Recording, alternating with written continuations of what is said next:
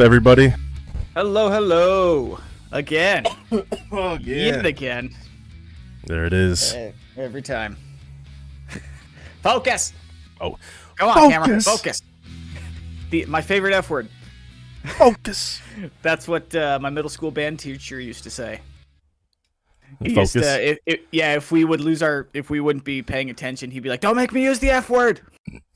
And we're like, "Fuck." He goes, "No, focus." Was it The Rock that did that, where he would yell it? There's used to be a meme about it. I think it was The Rock, where he'd be in the gym working out and be like, "Focus, focus." I don't know about that. I mean, I remember Ronnie Coleman was always lightweight, baby. Lightweight, baby. Speaking of focusing, the koozie I got today. Don't focus on that. There's a that's amazing. For you listeners out there. When I was back home in Michigan, cut like last month, my uncle got us all koozies that were variously hilarious, right? Every one of them was funny. Of the raunchy variety, I'm sure. Yes, and mine says "Stop staring at my cock" and has a rooster on it. How appropriate. Oh, I would stand there and I'd be like drinking, and I put this between my legs, and I'd be like, "Dude, stop!" Double feed, that's double funny. the fun. What up, Echo? Welcome, dude. Welcome everybody to episode. Where are we at now? 11. 11. Ooh, baby. Holy shit! Yeah, we got a pretty good one lined up for you guys today. We do. We are doing episode 2 of our top 5. We're going to try and make that a new weekly segment. And we've got a good one here for you today. We got some funny Darwin Awards lined up. We got a bomb-ass hero of the week we want to highlight. Don't get me started. It's going to be good like always. And our debate this week.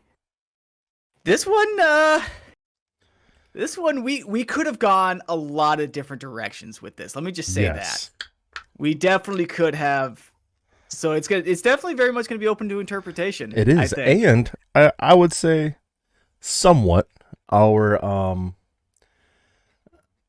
title of the stream and the YouTube video kind of plays into. I think you're going to go for a trio, but right? I'm going for the trio. I'm going for a duo. Yeah. So once we get into that segment, we'll debut what it says, so you guys keep listening. And we got some funny you laugh, you loses. Jones, I stuck with the little kid theme for at least one of them, and it is absolutely hilarious. I was laying in bed last night when I found it, just laughing hysterically. Dude, kids are fucking hilarious. Best. I know, and they say the funniest things, and they're so innocent about it. Yeah. Don't cut my pecker off. Please don't cut my pecker off. Or the little girl from last week. Stupid snowman. Oh God, yeah.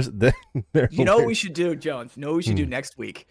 We should start compiling a top 10 Hall of Fame video listing. We should. I know we kind of sort of talked about this last week. We have a few already that are in there. But I think what we need to do is we go back through. That's what we should do. That should be like the bulk of the podcast for next week. We will go back through and find every single video we've watched thus far. At least the you laugh you lose portion. Yeah. We'll go through and the you laugh you lose portion. It'll be like a you laugh you lose episode 12 special or something. Yeah. I think there's even some from the first episode no one saw us. Oh, yeah. Because it wasn't the very first episode. Yeah, like Mario in the washing machine. Yeah. You remember that one? I don't know if I'll be able to find that video again. I'm sure I can. Do we? I think so. If not, they're in the Discord. Yeah. No. That one we watched live. Oh, we did. We did, and I have no idea because we just randomly looked up a You Laugh, You Lose video. Damn. Well, anyway. So what have you been up to the past week? Yeah, I just got notified just a couple days ago that I was able to pick up one of the slots for an advanced gunfighter course held at Camp Guernsey in Wyoming. Mm-hmm. My old stomping grounds that I haven't been I haven't been there since the sniper course back in 2017, and oh my lord, that was fun. But no, advanced gunfighter, I'm super stoked for, because from what I hear, it's going to be a lot of shooting. It's not a gentleman's course, so it's going to kick the shit out of us. But it's going to be a lot of shooting. We're going to learn a whole bunch of really cool tactics, techniques. And that's right up my alley, really. Anything that has to do with guns, shooting, anything to improve my reload, my room clearing, anything, my team building. Yeah, so I'm going with one other guy. He's an A1C from Days Flight. Tall, 6-foot mofo named Johnson. I'm going to use him as my meat shield the entire time. You're going to take Big Johnson? I'm taking my Big Johnson with me. Yeah, so that is in halfway through March. Is he a skinny Johnson? Or is he a fat Johnson? He's a proportional Johnson. He's just right, as they say. He's a just right Johnson. Just right. At least he's a long Johnson. He is a long Johnson. Oh, God. Be terrible if he was a short Johnson. Yeah. Also, at the end of this month, I'm really looking forward to this. On Friday the 27th, I am formally re-enlisting for another 4 years. They got your ass. They got my... Well, I don't think it was so much as they got me as it was I'm not ready to be done yet. Because I really think I've got a good thing going here with my unit.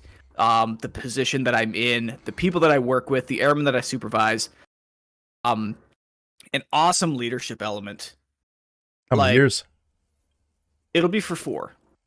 I will re-enlist for 4. That'll take me to year 11. No, 10 or 12. Yeah, 11.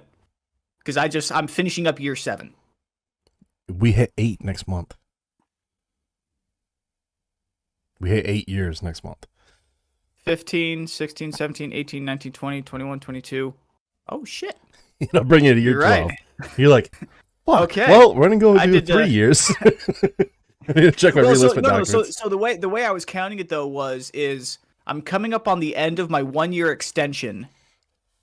Welcome to the chat, which was after my first 6 years, right? So if I'm at the end of that extension, that's the end of year 7. Okay. Correct. Well, we've been in 8 years. So interesting. 8 calendar years. Because we started at the very beginning of 15.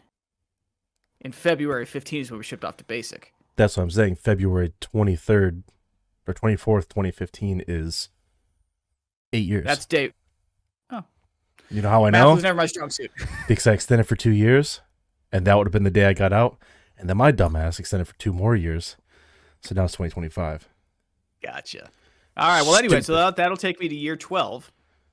And after that, we'll see. But yeah, so I've got my commander, Major Baxter, is the one that's actually going to be doing my ceremony for me. Nice. He agreed. I basically walked into his office and asked him. That's good. It was great. Yeah. Yeah. So I got a whole bunch of. I will have my 2 previous flight sergeants or flight. What's the word? Chiefs. Flight chiefs. Yeah, I'll have my 2 previous flight chiefs there. One of them is now NCOIC of Stanival, and the other one is NCOIC of Ops. So they've both gone and moved on to bigger and better things. And also, I've got mom and dad, my 2 sisters, and I think about a half dozen of the nephews. Nice. And I'm still waiting to hear back from my Uncle David and Aunt Suzanne to see if they want to come as well. But and then I also have some family over in Rose Hill. It's my mom's cousins. So that's for you genealogy people, my mom's cousin is my first cousin once removed. That stuff always confuses me no matter what. It took me a very long time to figure just say it out. Cousin, uncle, grandpa, grandma. I eventually found a diagram, actually. So my mom's cousin's kids. Didn't we find that in Minot? I think we tried to. Because we had a really long conversation about this one day. Because I was having a family reunion that I couldn't go drunk. If I remember correctly. At least I was. Which was yeah. So I discovered that the once removed or twice removed thing means generational gaps, not necessarily distance, right? So my mom's cousin, who is the same generation as her, is my cousin once removed, which means the kids of my mom's cousin are my second cousins. Okay. Yeah. So my mom's siblings, kids, are my first cousins. So first cousin, second cousin, and third cousin are all the same generation, but we have to look at the relationship of the parents. So my third cousin would be the kids of my mom's second cousin. Too confusing Something for me. like that. That public school education, it's cousin, yeah, right? And you don't have sex The with only reason we bothered figuring that out, though, is because my grandma, my last surviving grandma, who is 87 now, 88? Wow. Something like that. She really loves hosting family reunions. So I've been to a number of them over the years with both my grandma's side and the Kane and the Kersey side of the family. So my grandma's maiden name is Kane. So we got the Kane side of the family. And then she married John Kersey, my grandpa. So we got the Kersey side of the family, right? So it was, for a while, it was every 4 years there would be a family reunion just with one of the other halves of the family, which means for the children and grandchildren of Grandma Maribel, we would come regardless. So it's like the Olympics. So you have the Winter Olympics is with one family, and then 4 years later is the Summer Olympics with the other family. Right. So it keeps every 8 years you see everybody. And I got to go to both each time. It was great. There would be tons of people and all age groups, right? So you'd have babies, you'd have little kids, you'd have kids, and then, the adults. But the best thing about those were it was held at my grandma's farm, right? So there was never any doubt as to, what are the kids gonna do? Go throw them out in the barn. Yeah, go explore. We had an absolute blast. Oh yeah, there was an old dried up riverbed right there, a massive yard, and Grandma always had a bunch of yard games. And as we got older, we would always bring a frisbee, and we would get ultimate frisbee games going with all the cousins and stuff. That's a blast. That's a goal of mine when I get older. To have a big old family like that. Well, a big family would be cool. A couple kids and see what they do. But the yard games, yeah. Except for I'm probably the drunk fun. You're the drunk uncle. Yeah. I'm the fun uncle. Yeah. Not too drunk. The uncle. I'm the veteran uncle. All right. Drunk enough. The stereotype of a veteran. Anybody in the war? Oh God! I actually had one of my little cousins. She asked me that like 6 months ago. She was like, "Have you ever killed anyone?" I was like, "No." Have I seen people die? Have I seen people? And I got like a little bit dark on her. I was like, "No, but I've seen some bodies hanging." And she's like, "What?" I'm like, "It happens." There's an old joke. A retired Army Korean War vet grandpa or something like that is he's with his nephew, and his nephew looks up at him and goes, "Grandpa, did you get shot in the Army?" He looks down at him and says, "No, son, I got shot in the leggy." It's every time. Oh yeah, that's great. Anyway, what's new with you?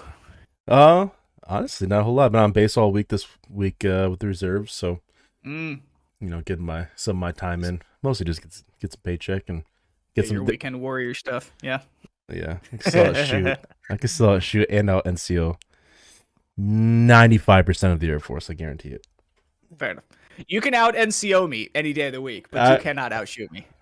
I've shot with you. I know that for a fact. I'll concede on the shooting until I get this P2000 broke in, and then we'll see. Because I had that little Glock 43 and that little pea shooter is so fucking hard. My hands, look at my hands. Yeah, you can compared to my face. They're big boys. So having a gun that's this big and your hand that's this big, it's like, oh, cool. Let me pew. So you're like, well, the other problem was pushing it down every 5 seconds. It was a long and stiff trigger pull, so you ended up pulling all your shots south anyway. It was down and south. And yeah, but yeah, that's something you learn to live with.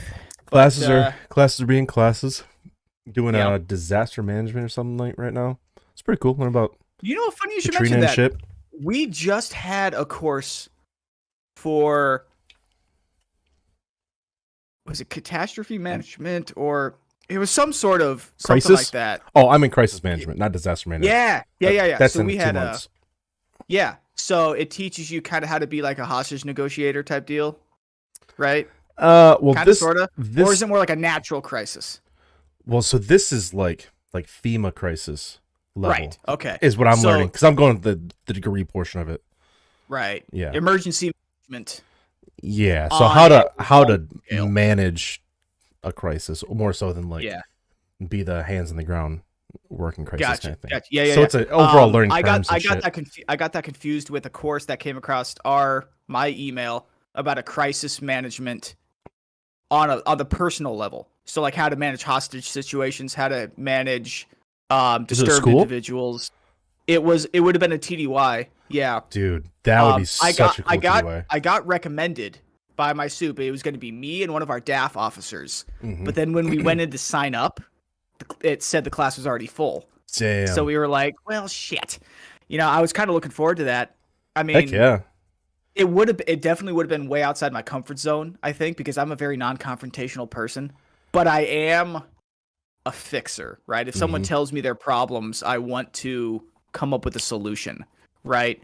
Well, So, a lot of times, and I can speak from experience, not necessarily in like talking someone down. Well, yeah, no, actually, specifically Yeah. talking someone down, like talking the gun out suicide of their stuff. hand. Right? Yeah. Suicide, talking people down from killing themselves and shit. You're not really there as a fit. You're there to like listen and be like, hey man, what's up? What you doing? Why are you trying to kill yourself? Yeah. So, but it's I was that'd be a great course to go to, and holy shit, would be good for your career. The only bad thing, it's like getting traffic investigator. Where I turned that down. You're They the tried to only send me one to on traffic base. investigator. Fuck yeah, you're the only one on You base. get called for everything. You don't have off days. You get called for minors when you shouldn't. Why are you bringing me to a minor vehicle accident? I don't give a shit if they hit a pole in the parking lot of the BX. Why do I care? So funny you should mention that. We don't call our traffic investigators for minors. We only do it for majors. That was more of an over-exaggeration. However, however, it's much easier now to have a vehicle classified as a major because they amended the OI to less state money now, right? that it's not even a monetary threshold. They didn't change the monetary threshold. No, they just said if the vehicle becomes disabled or totaled, and unfortunately that means if the airbags deploy. Oh no! Yeah. Which is everything. Almost every time. Yeah. Yeah. We've had 2 accidents within the last 4 months that should have been minors, but just because they hit their bumper just right and it blew the airbags, we had to run it as a major. I think you guys should have. This is just me speaking from a maybe managing people kind of thing. Mm-hmm. I'm a big believer in every flight should have something. Every flight should have one, even if it's a trainer. They Every do. flight should have a trainer. Every flight should have a certified traffic investigator. Every flight should have a crisis negotiator. Every flight should have. That's what I think. At least one, and then back office should have 2 or 3 to fill when someone's not in there. Right. So we did have it to the point where I think we had 1 traffic investigator on every element. So 4. Holy shit. I think, or You maybe guys it got was some one. fun. Maybe it was one per flight. I can't remember. All I know is we had a traffic investigator. That's a on good my course. element. You can get out and make some good money doing that. That's the problem, though. That doesn't interest me in the least. No. And that's the hard part for me when it comes to that is wanting the to go into worst these additional courses. duty Yeah, by far. because it's tedious and you have to be exact and precise. And there's a lot of math involved. Mm-hmm. And I had this conversation with my soup during my midterm ACA. I told him straight up, hey, listen, I want you to keep pushing me for all of these courses because I know you as a good supervisor are setting me up for my career by recommending me for these courses. And also I appreciate that he's recommending me because I know that means he thinks I can handle it. Which is always nice to Right. hear. So it makes me feel good. But then when it's a course that literally does not interest me at all, like traffic investigator, for example, I told him straight up, no, I don't want to do this. Mm-hmm. And then he pushed me for the crisis management, and I said, to be honest, I'm not really sure about this, but I'll do it because nobody else is volunteering. Also, you never know. You might go there and like when I went to non-lethal instructor, right? I wasn't supposed to go. Yeah. One, go to that course. It's it's fun. It's such a fun course. You go with the Marines and the Army. You were underranked at the time, weren't you? Like, weren't they usually sending like techs and masters? I was a staff, but I was in charge of that a portion of like the intro program at the time. So, we needed generally a staff. Is about good. I was in a tech job, kind of, but not really. Gotcha. I think they hired a tech in after me, but that's how you told me about that. yeah. But no, that one's fun. You're with the Marine Corps. You know, honestly, the most fun part of it was, to me, you learn riot control. Yeah. No, you learn this. So, and at the end, you do this big old FTX too. For you guys don't know, FTX is like a giant exercise. Field training exercise. Yeah. So it's a giant like simulated event. Mm-hmm. But you utilize all of the things that you learn. So your OC. They try to make it as true to world as they possibly can. Your pepper spray / OC spray. Your ocular hailing devices. Your what? Ocular hailing devices. So lasers for eyes. Your audible hailing devices or audio hailing devices, one of those two. But basically giant speakers that'll fucking, if you put those bitches on, dude, they hurt. Oh, they hurt. They do like frequencies and stuff. Yeah. We had sting ball grenades we threw. Sting balls, man, those hurt. Those bitches hurt. I had one. I was standing when we were doing the main training. I was standing over talking to an instructor, and someone threw a sting ball grenade. And when you do it, you have shields in front of you, and the people in front of you are holding a shield, right? Riot shield, and you're throwing it over a shield wall of people in your class. So if you don't make the throw, and it goes down by the people in front of you, guess who's getting hit by sting ball grenades? Yeah. Thankfully, it didn't happen to us. But someone threw it. They threw it a little short. And how a sting ball grenade works is it's a rubber bottom piece and a rubber top piece, right? All the balls are in there. And then it spins. When it goes in the air, when it explodes, the rubber pieces blow off the top and bottom, and it shoots the rubber balls everywhere. So the bottom goes shooting off. I'm sitting there. I look just out the corner of my eye, and there's this big black object coming at my face. Wasn't a dick. Crazy. and it smacks me in the face. And I was obviously Air Force there, right? It's Marines and Army. I don't think there's any Navy guys there at that point. So it smacks me in the face, and I have to be like stone faced. I didn't want the Marines and the Army to know that it fucking hurt. And the guy that was next to me was the Air Force instructor, and he laughed. He was like, "That hurt, didn't it?" I was like, "Yeah, it hurt pretty bad." got the tear flowing down the inside of your nose, and yeah, but no, the riot control exercise at the end was really cool. Riot control techniques were cool. OC tasers fun. Formations with the shields and everything. You do this. I'm not gonna go in too depth on the course, but you're running around. Not towards the final FTX, but towards some of your evaluations. And you go into a building, and there's people in the big suits, like the sumo suits, but the big old red man. The red man, but the taser ones. Oh. So you carry a taser and an OC spray on you. And the taser have the training rounds in it, so they don't pierce skin, but they'll pierce those suits. So you go in. There's two people. You have to just do a situation, and then you have a gun, a lethal on you. And you run around. Then you have to go to a taser section, a taser on a moving target, and then taser on dummies, like real taser on dummies, and then a moving target. And then you go through this whole scenario. But there's another one, a different day. Excuse me, where you have to get your OC cert. And I'm telling you right now, I'll get tased 1 million times. I'd rather get shot. Dude, OC sucks so much balls. So you're in line, right? I try to get to the front of the line because I didn't want to go last.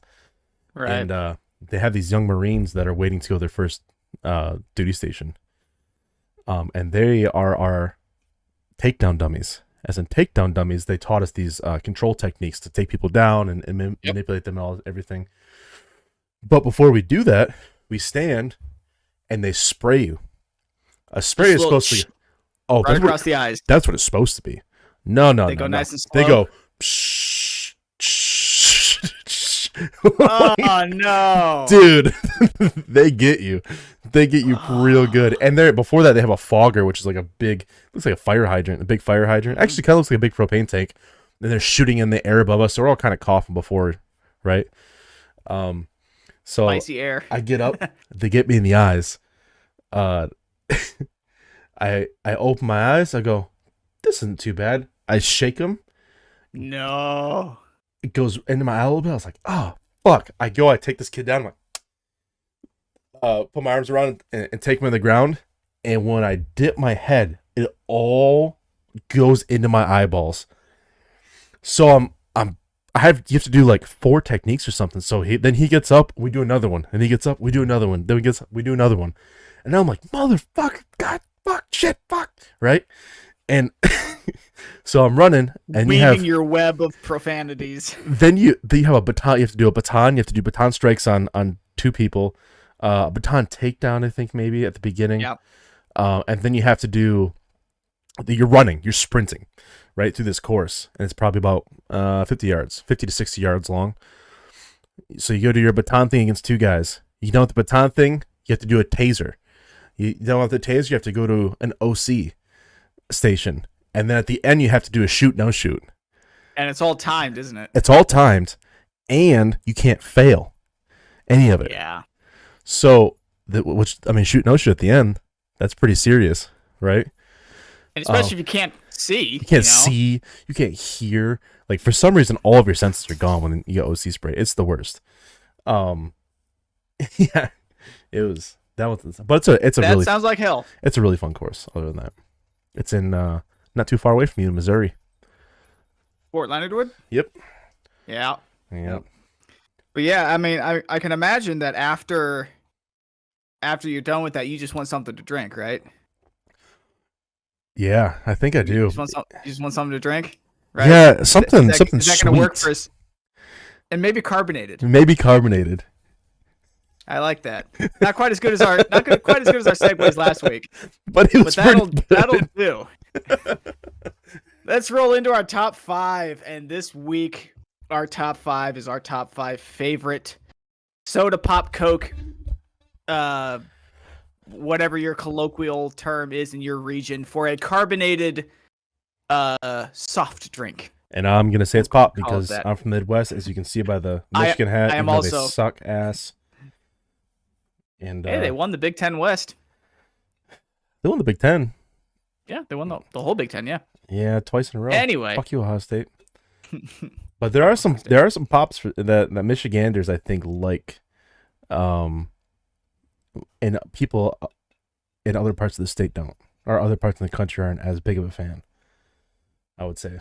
I'm not sure if Iowa's like that as well, but yeah. All right, well, here's our individual countdowns for our top 5 personal top 5 sodas. I think, did I go first last week? You did. I'll let you go first this time. What is your favorite pop, Jones? I am curious. Fresca, really? Fresca, dude. Fresca is. I've got a soft place for. You and my aunt Suzanne would be best friends. Dude, I fucking She always love had Fresca on hand. When I it's like a better version of Sprite. It is, and every citrus drink ever. It's the best one. Yeah. When I go down to Texas to visit some family, they'd sold Fresca there. Ooh, speaking of drinks, Jones, what are you drinking? Like right now.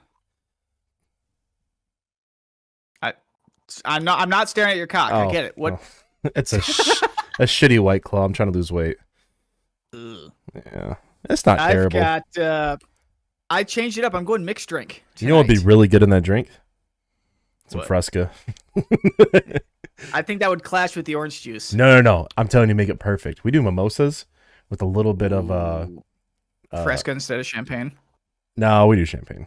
But I like doing mixed drinks with Fresca. Fresca is good with actually anything. But when I went to Texas to visit, they would have Fresca down there, and I didn't know anything about it until I went to Texas to visit my family. And I came back and got my mom hooked on it. But I love it. It's so delicious. Heck yeah. I do agree. Fresca is pretty good. But it is not better than my number one, which is, I need to be general with this one. So I'm going to go with cream soda. Oh, I thought it was going to be a different one for a second. Nope. Cream soda. Now, I do want to specify. So, Jones, you can put this in brackets right after that. I want to highlight two specific brands. One is IBC, India Bravo Charlie. Oh, I remember you drinking them. That's the good stuff. Man, I used to go through so much of that. And A&W. Now, A&W is what got me hooked on cream soda. I remember I was 10 or 11 maybe, and my oldest brother Nathan was back visiting from college. And I remember him he took me and my brothers, we went grocery shopping. I think we were grabbing something for mom or something like that. And on the aisle end caps, they got that small little refrigerator with drinks, stuff like that. Mm-hmm. He bought a cream soda and he looked at me, he goes, "Hey, do you want to try one?" And I thought, I've never tried one before. It kind of sounds weird. What is it? And he goes, "It's my favorite drink ever." And I said, "All right, I'll try one." And instantly hooked. So it was A&W for a number of years until I discovered IBC. And that is the best. And you used to drink that out of bottles they come in glass bottles every fucking day. Sometimes I'd do 2 a day. We were roommates. But up in Minot. I went through so many of those. For sure. Now my number two, this is there's many reasons for this one. Yeah. Many. But number one, I'm a Pepsi guy. I love me some Pepsi. Number two, that's how I make my ham. True, but you make that with regular Pepsi. I make it with regular Pepsi. But I like the diet because it's not. If a drink has too much sugar in it, it fucks me up. Like, especially now, I get like sugar rush and headaches and stuff if I'm drinking too much sugar. Yeah. But I love me a diet. Funny enough, there are no sodas anymore that use real sugar. They all use aspartame, which is even worse for you than sugar because your body doesn't know how to process it. I think diet sodas are the worst. The diets use, but regular pops use sugar. You're right. All the diets use aspartame. Sugar derivative. Or stevia. Yeah. But no, I love Diet Pepsi. It goes good with every mixed drink you can make alcohol wise. It's a perfect kind of sweet flavor over Coke. But Pepsi is like a Michigan thing too, though. I don't know why. Yeah. It's a Michigan staple. What about you? What's your number two? Fair enough. All right, my number two is the one that you thought it was going to be. Yep. It is the classic root beer. And again, in the brackets, I want you to put A&W and Mug. Not Barks. I'm not as much of a fan of Barks, but A&W root beer. Well, even actually, you know what? The IBC regular root beer as well is amazing. I've never really been a big fan of regular root beer. I've been a fan of root beer. Never been a fan. I have it in root beer float. Delicious. Same with cream soda. Not a big fan of cream soda. You know why? It's because it's that sweet. Like I talked about, too sweet for you? Too sweet. Yeah. Yeah. Which is weird. That's fair. Because my number three is Sprite. Right. Now you got to specify. It's got to be McDonald's Sprite, right? Yeah. I don't know what it is about McDonald's fountain drink Sprite. It just hits differently. It does. It's so good. Now, I like those like citrus pops though, like the Frescas and the Sprites and a couple other ones. Yeah, I don't know why. Wrong, they are good. And you know what's real good with like vodka? Fucking Sprite. You get some vodka cranberry juice Sprite. Eesh. You like the zero sugar shit because we're old, but. All right, my number three. I'm putting this one up here purely because I couldn't discount how much I drink it whenever I eat out in public. Anytime there is a fountain drink option at any restaurant or fast food place I go to, I get this because it's literally served everywhere. And it is the good old Dr. Pepper. Yeah. Dr. Pepper's pretty good. Dr. Pepper is amazing. And again, it's I had to put it up there at position number 3 rather than 4 or 5 purely because of how much I drink it. By volume, I drink more of that than cream soda and root beer. But that's just because, like I said, every time I go out to eat, it's the fountain drink that's there. Mm-hmm. You know what I mean? So I'm gonna do what you did with cream soda and root beer here. I wasn't gonna do a specific brand, but I can't do it. 'Cause I really like 2 brands of this. It goes. You're gonna go ginger ale, aren't ginger ale. Yeah, it's gonna be Seagram's and then Canada Dry, right? Oh no, Canada did I get Dry? that backwards? Oh, I got that backwards. We're gonna put CD for Canada Dry. Mm-hmm. Oh, Verner's? In Verner's, dude. I forgot about Verner's. I thought you were a Seagram's fan. Seagram's is too sweet. I can't put it. I don't have enough room. But Okay. Canada Dry, I'm drinking whiskey. Okay. For the most part. But if I can get my hands on some Verner's, oh man, Do they sell it down there in SoCal? Oh yeah. Okay. They so you know how a lot of cultures have their like their cure-all things. Like some people like say Vicks cures everything. Some people say XYZ cures everything. Funny enough, that's what ketchup was designed to be. It was originally sold as medicine. Huh. Yeah. Delicious medicine. Fun fact. Look that one up. But for ginger ale, Verner's is a Michigan. It's a Michigan special. It's used.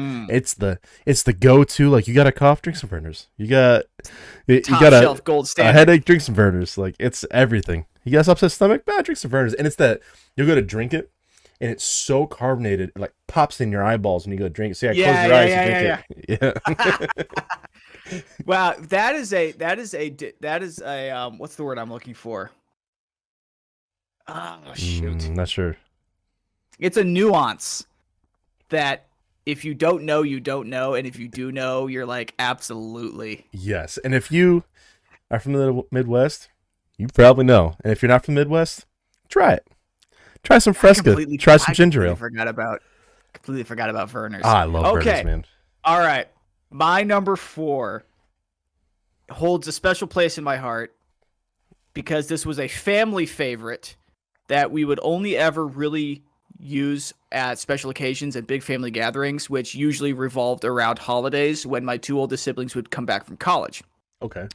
The other reason is because they no longer make it. I think either Fanta or Squirt bought the rights to this. Fucking Squirt. But it is. Forgot about that. So good. Squirt's just I love Squirt. So my number 4 pick is Welch's Strawberry Soda. Yeah. Or just Welch's Strawberry. This stuff, and like I said, they don't make it anymore. The Welch's brand is now relegated to their sparkling grape juice and sparkling ciders and stuff like that. Yeah. But they used to make a canned strawberry soda, which was the best. I had never heard of that before. That's obviously can't try it now. Probably Amazon it for $45 a can or something. I don't even know if you can still find some. I bet you if anyone has it, it's Amazon. I hope so. Echo said his top 5 were Sprite, root beer, Coke, regular Coke, Pepsi, and Mountain Dew. I like the fact that you have both on there. I was gonna say usually people prefer either Coke or Pepsi, not both, considering they're almost exactly the same thing. They're not. It's not even close. The taste on those is, especially the diets. The taste is. It's like the difference between 2% and 1% milk. No. Or 2% in skim milk, rather. It's a whole. You Pepsi can definitely tastes taste like the difference, but it's basically the same thing. Pepsi tastes like a trailer park. What you know what I'm saying? So what does Coke taste like? Like a middle class suburb. Kind of boring, but it still tastes pretty good. The trailer park definitely has its place. Pepsi's like a trailer park. It's fun. But you know, it's Oh my god, it's a little ghetto. It's a little redneck. that's funny. I used to go to church with people that worked at the Pepsi factory. Yeah. They were interesting people. Anyway, all right, what you got rounding us off at number 5? All right, number 5. We're gonna go back to the Pepsi, Okay. but we're gonna do Pepsi Cherry. Ah. Dude, Pepsi Cherry. Okay. I don't drink it so much anymore, just because it's so full of sugar. If they can find a diet Pepsi Cherry, it's the one for sure, like no doubt, that's better than Coke. So Coke Cherry is it's all right. Vanilla Coke's better than Vanilla Pepsi. Oh no, vanilla Coke is horrible. It's better than Vanilla Pepsi, but Cherry Pepsi is 1,000,000% better than Cherry Coke. Okay, that's fair. That's fair. All right, my last one. I'm gonna round this out. This is I really enjoy this one because my grandma used to make it every once in a while, and each time I went to South America, this stuff is everywhere. Like, it might as well be the national soft drink of South America. It is Fanta Orange. Fanta Orange. Orange Fanta. You want to know something? Oh, no. I don't have Fanta. I have a Sunkist sitting back here. It's Sunkist Orange. Yeah, so Sunkist is knockoff Fanta. Yes. Is what that is. Still good. But I thought I had a Fanta on me for a second. Sunkist tastes like somebody was challenged to make an orange-flavored drink without ever tasting oranges. Fanta's pretty good. And Sunny D orange juice. Oh, Sunny D is delicious. I love Sunny D orange juice. Oh, it's so good. It's not orange juice. It's orange-flavored sugar water. Something. It's something. It's orange-flavored sugar water. Yeah. Which is why it's so good.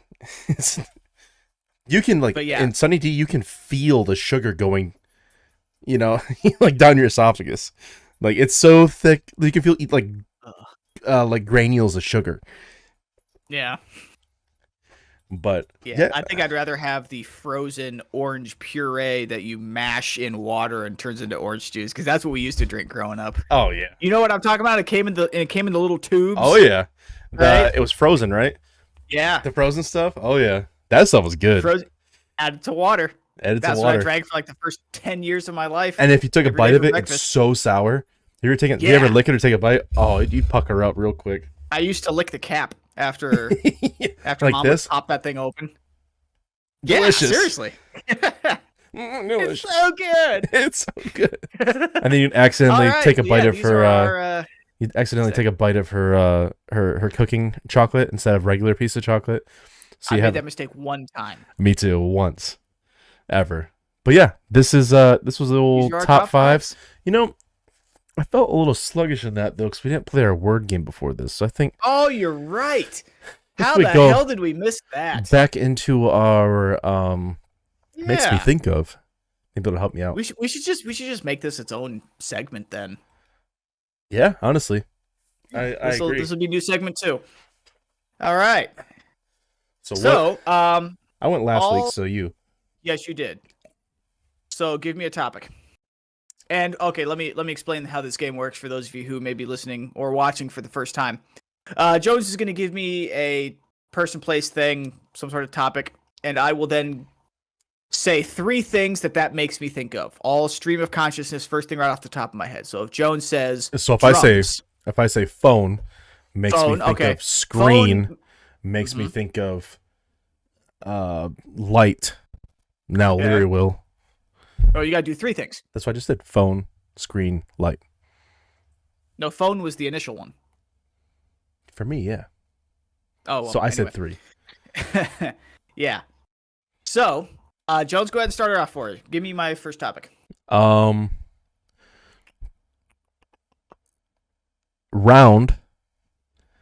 makes me think of gun. No, Jones, you completely forgot how this works. You got to give me a topic. No, I do 3, and then the last one. It's got to be based on something that the other person gives you. Yes, which is the last one that I say.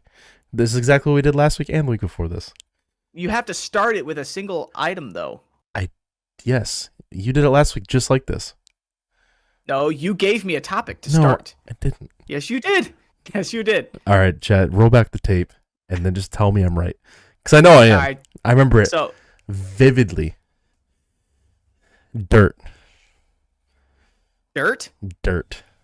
Okay. So that's what you're giving me. Yeah. All right. So dirt makes me think of mud, which makes me think of riverbeds, which makes me think of the woods. The woods make me think of animals, which make me think of hunting, which makes me think of dawn. Dawn. Ooh, dawn makes me think of chilly weather. Chilly weather makes me think of fall. Fall makes me think of leaves. Leaves make me think of October, which makes me think of Halloween, which makes me think of candy. Candy makes me think of stomach aches. Stomach aches makes me think of Sprite, actually, because we used to drink Sprite when we get stomach aches. And Sprite makes me think of McDonald's. Because McDonald's Sprite hits better than any other Sprite. McDonald's makes me think of a McDouble, which makes me think of obesity. Hangovers. It makes me think of obesity, which makes me think of weight gain. Weight gain makes me think of health problems. Health problems make me think of medicine, and medicine makes me think of pharmaceutical companies. Try not to get political for a second. Pharmaceutical companies make me think of commercials, which make me think of statistics. And one more thing. Oh, which make me think of corruption. Corruption makes me think of government, which makes me think of the current administration, which makes me very, very angry. Very, very angry makes me think of secret documents. Which makes me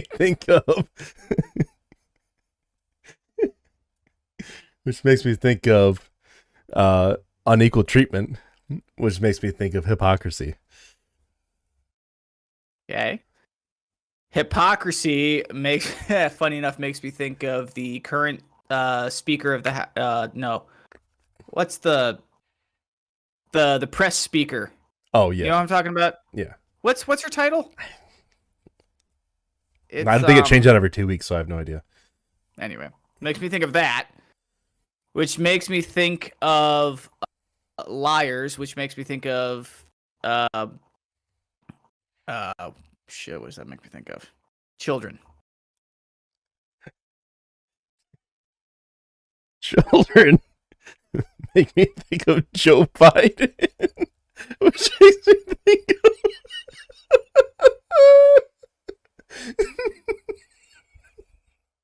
which makes me think of sniffing hair, which makes me think of and that's where we'll end it. All right. Try not to get political now, but it's too easy. That was hilarious. I just want to say, oh god, that was good. All right, next is going away from what that was. The opposite of we're gonna go into the hero of the week. Now, I don't have a picture of this individual, and I'm gonna do a little bit of reading, but not a whole lot of reading.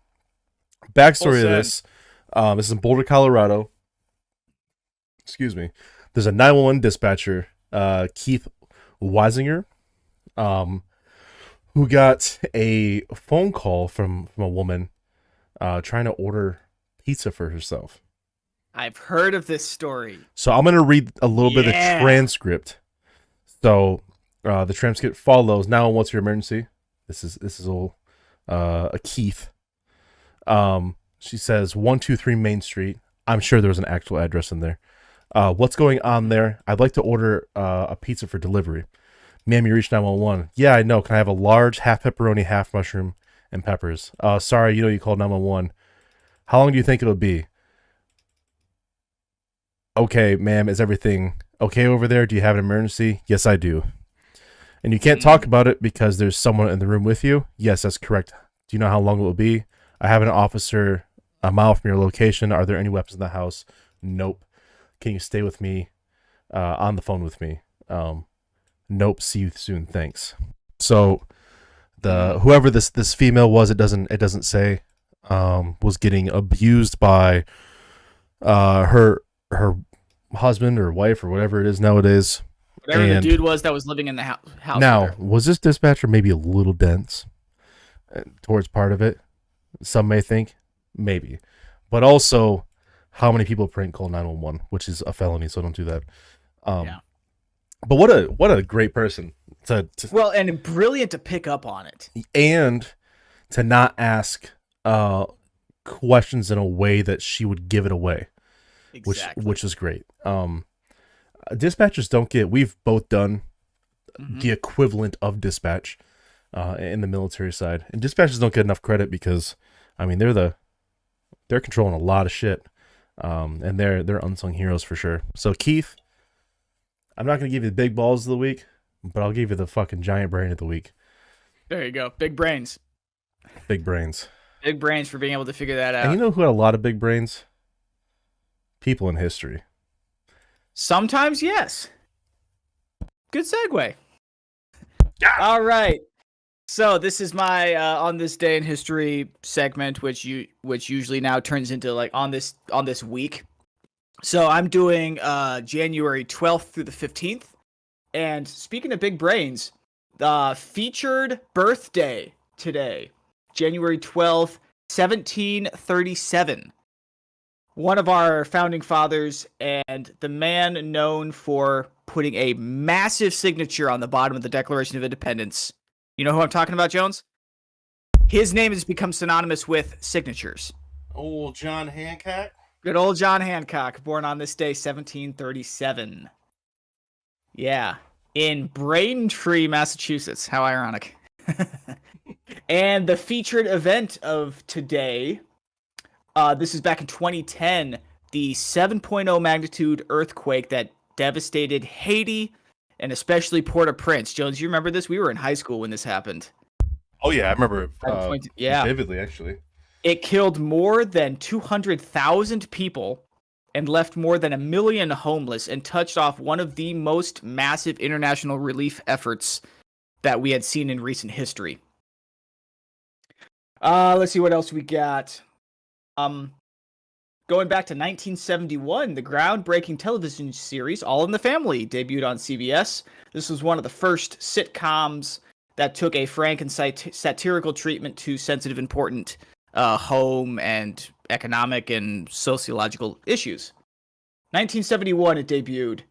Go back a little further, 1969, American gridiron football quarterback Joe Namath led his New York Jets to a 16-7 win over the favored Baltimore Colts in Super Bowl III. Wow, that's crazy. Super Bowl III, 1969. Oh, this one.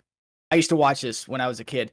In 1966, the live-action TV series Batman premiered on ABC, featuring Adam West and Burt Ward. Adam West as Batman and Burt Ward as Robin. It also featured Cesar Romero as the Joker in that breakout role. I remember being gifted a movie based on the TV show for a birthday back when I was like 9 or 10. Used to watch the shit out of it.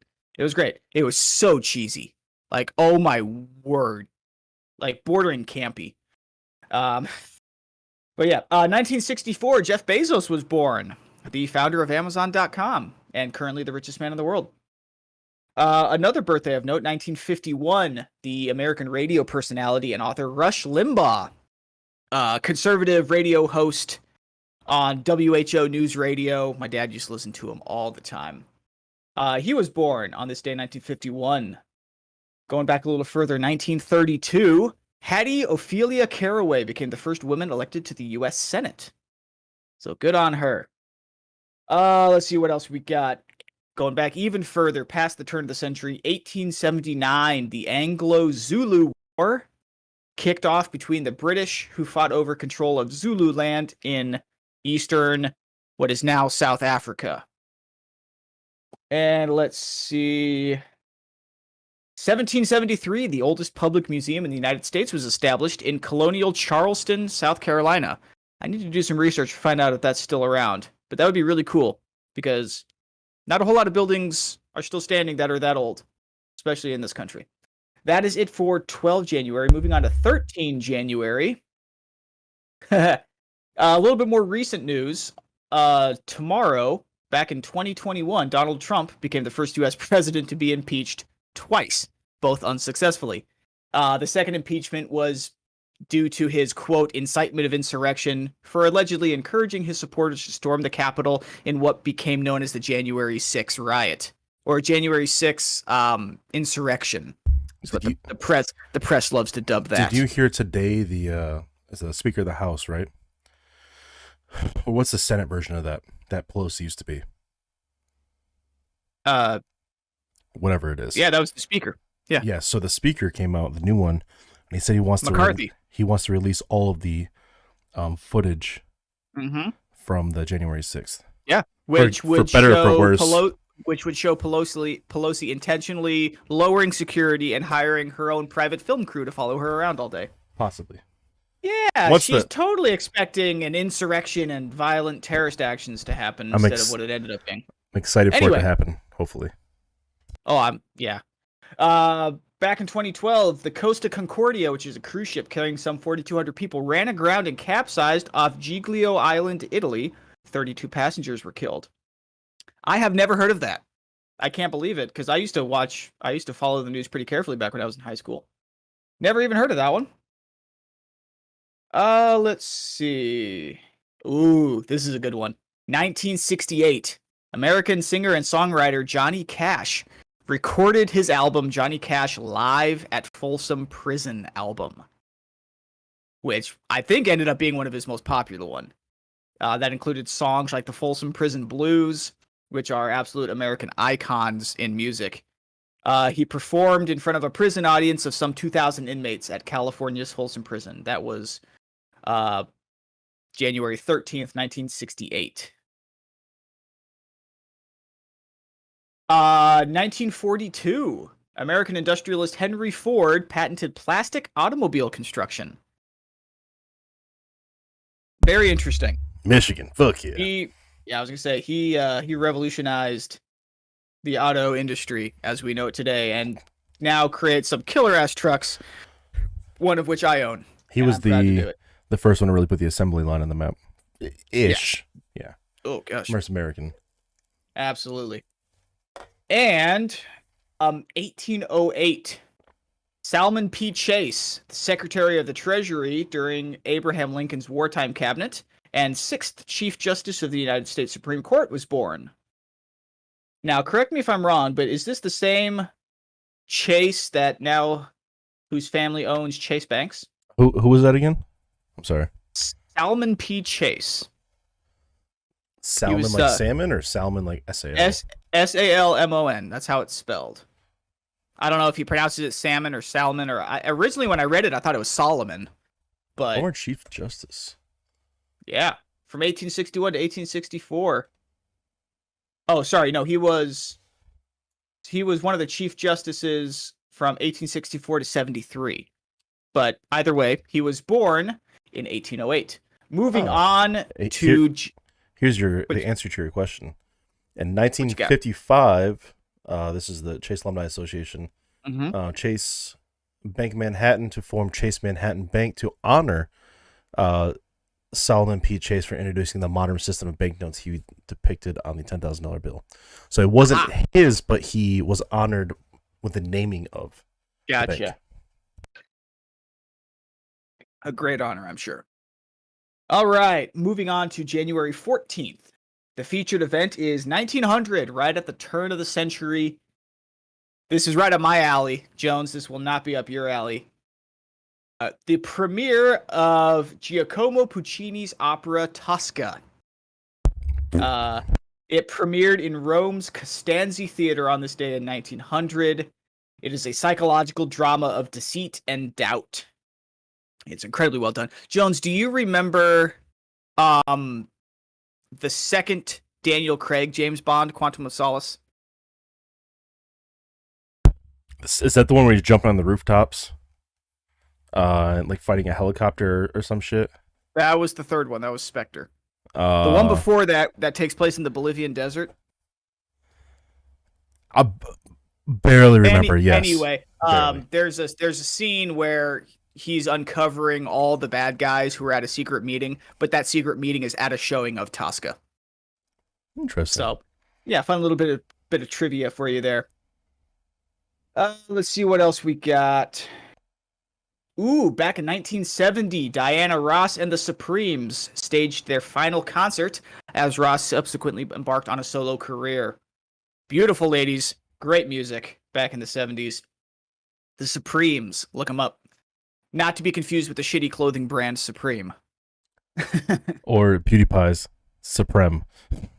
Yeah. His meme Supreme. Now, this is back where pretty ladies made pretty music, and it was great.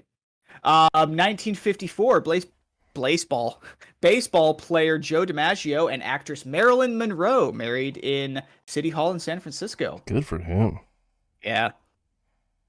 1941, famous American actress Faye Dunaway was born on the 14th of January, 1941. Absolute class act. What else we got? 1784, the Continental Congress ratified the Peace of Paris with Great Britain, which recognized the independence of the United States. So that officially ended, or it officially recognized the independence of the United States. Slightly different from the Declaration of Independence. What was last? Was it last episode or the episode before, where there was also? That was, I think, was that the Civil War? Yeah, it was 1808. Was the original attempt at abolishing the import of new slaves. That's right. So 1784, Peace of Paris, which apparently didn't last long because then the War of 1812 happened, right? Yeah, and let's see.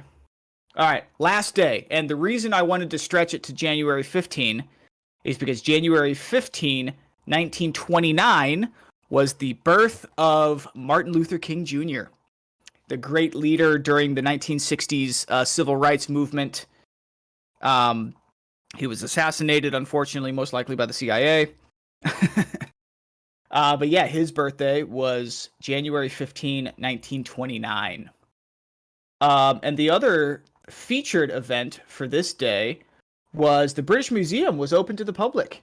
Established by an act of parliament in 1753, the British Museum, which counts among its world-renowned antiquities and archaeological holdings, the Eglin marbles and the Rosetta Stone, and also a whole bunch of other pillaged and plundered loot from around the world. It opened to the public on this day in 1759. Really cool. Also, I want to highlight what happened in 2009. U.S. Airways Flight 1549. Jones, you know where I'm going with this? They made a movie about it a couple years ago, starring Tom Hanks and Aaron Eckhart. The one where he lands in the river? That's right. U.S. Airways Flight 1549, piloted by Captain Chelsea Sullenberger, also known as Sully, landed in the Hudson River after the plane flew into a flock of Canadian geese. Those Canadians trying to assassinate the Canadians. He struck a flock of geese shortly after takeoff, resulting in severe engine damage to the plane's engines. They actually lost both engines at like maybe 2,300 feet, something like that. They had to crash land into the Hudson. Now, keep in mind, this was only 8 years after the September 11 attacks, right? So New York was barely recovered at this point, if at all. You know, recovering from the psychological scars of the September 11 attack, and then all of a sudden they see another low-flying plane. That's Can you imagine how freaked out people would have had to be? it would have been ridiculous. It's like ripping a scab off of a fresh wound, you know? But and there's a great movie that they made called Sully. I highly recommend people watching this. It's great. But the plane landed in the Hudson River right next to New York City, and no fatalities whatsoever. Zero, zilch, nada, bupkis. Sully saved everybody, and it's great. Let's see. 2001, Wikipedia was founded. The high school and college students' best friend for last-minute research projects. Let's see. January 15, 1974, the American television series Happy Days premiered on ABC's. Or ABC, rather. Never saw that one. Let's see. January 15, 1967, the very first Super Bowl game was played between the Green Bay Packers and the Kansas City Chiefs. Packers won by a score of 35-10. Here's another funny thing. The original tape for original Super Bowl I doesn't exist anymore. It was recorded over. It was recorded over. That's right. Yeah. So I don't think any footage of Super Bowl I, any televised footage of Super Bowl I actually exists. I think there was some private footage taken, potentially. Don't quote me on that. But I did read that. What? The year before that, the Packers won. No, the year before that, they made it the Super Bowl. Guess who won? The Lions, I'm guessing. The Lions. Ah, that's funny. Alrighty. This is funny. January 15th, 1919, a storage tank in Boston collapsed, sending more than 2 million gallons of molasses flowing through the city's north end. It was known as the Great Molasses Flood. It was a sticky situation. It was a sticky... Oh, man. That's my kind of joke, Jones. I'm rubbing off on you. I love it. That was great. It was a slow response, and too. It also killed 21 people somehow. That's how the fuck are you that slow? I don't know. I'm sorry, but they must have been newborn crushed babies? under the storage. They must have been crushed under the storage tank. I don't know. That's the only way. Or it's get... like that video in Deadpool when he runs over that guy in the Zamboni. Yeah. You're about to be killed by a Zamboni. How embarrassing. In 10 minutes. Oh, man. Yeah. And, January 15th, in 1870, the donkey appeared as a symbol of the U.S. Democrat Party. Yeah, and somehow they ran with it. And how appropriate, because they're all jackasses. I love it. Forever cementing the legacy. Yep, forever cementing the legacy. And that is on your week in history, January 12th through 15th. All right. Thanks for turning in. We'll see you next time. That was a big one. There's a lot of news this week. There was a lot of good ones. I was going to stop at 14, but then I didn't want to leave MLK hanging. Yeah. Yeah, you don't want to do that. Very unfortunate. Poor choice of words. Sorry. I was gonna say. That was unintentional. I was going to make a joke, and I was like, ooh, ill-timed and horrible. So was his death. Yes, it was. Yeah, Thanks, CIA killing everybody. Yeah. They just declassified documents basically stating that they killed JFK, too. I saw that. Isn't that crazy? It's not really that crazy, but... No, I'm not surprised in the least. No. I'm not. And everybody already knew it. Like, it was one of those things, like, we knew it, we just couldn't prove it. Yeah. Echo said it was a good joke. I appreciate you, Echo. Thanks. That's all. You know what? That's all the vindication I need. Speaking of vindication, these people in the next category don't get a whole lot unless it's from laughter. Yeah, I wish they could. Unlike me, the Darwin Awards. They don't get a do-over. They do not. They don't get a do-over. You know what? I think you went first last week. I'll go first. All right, I'll go first this week. So, I like the title of this one. Oh, hold on. Before we get into it, the Darwin Awards, for those of you who don't know, if you're tuning in for the first time, the Darwin Awards are an unofficial kind of satirical award given to people who have either killed or seriously injured themselves doing stupid stuff. Like stuff that makes you think, why? You know, like the guy that tried to plank on the railing of his 8-story apartment building and fell off and died. The guy tried to charge his jet ski in the water and fell off and electrocuted himself. That's hilarious. Yeah, those are the kind of awards we're talking about. So we've decided to do 2 apiece this week. Yeah. Yeah, there's a plethora of dumb people in the world. Absolutely. Thankfully and sadly at the same time, the amount of Darwin Awards that are given out is not infinite. No. Kinda is, but one of these extremely hyper intelligent people, for sure, definitely wasn't sarcasm there. So this guy was riding a snowmobile, right? 43-year-old Fairbanks man Walter.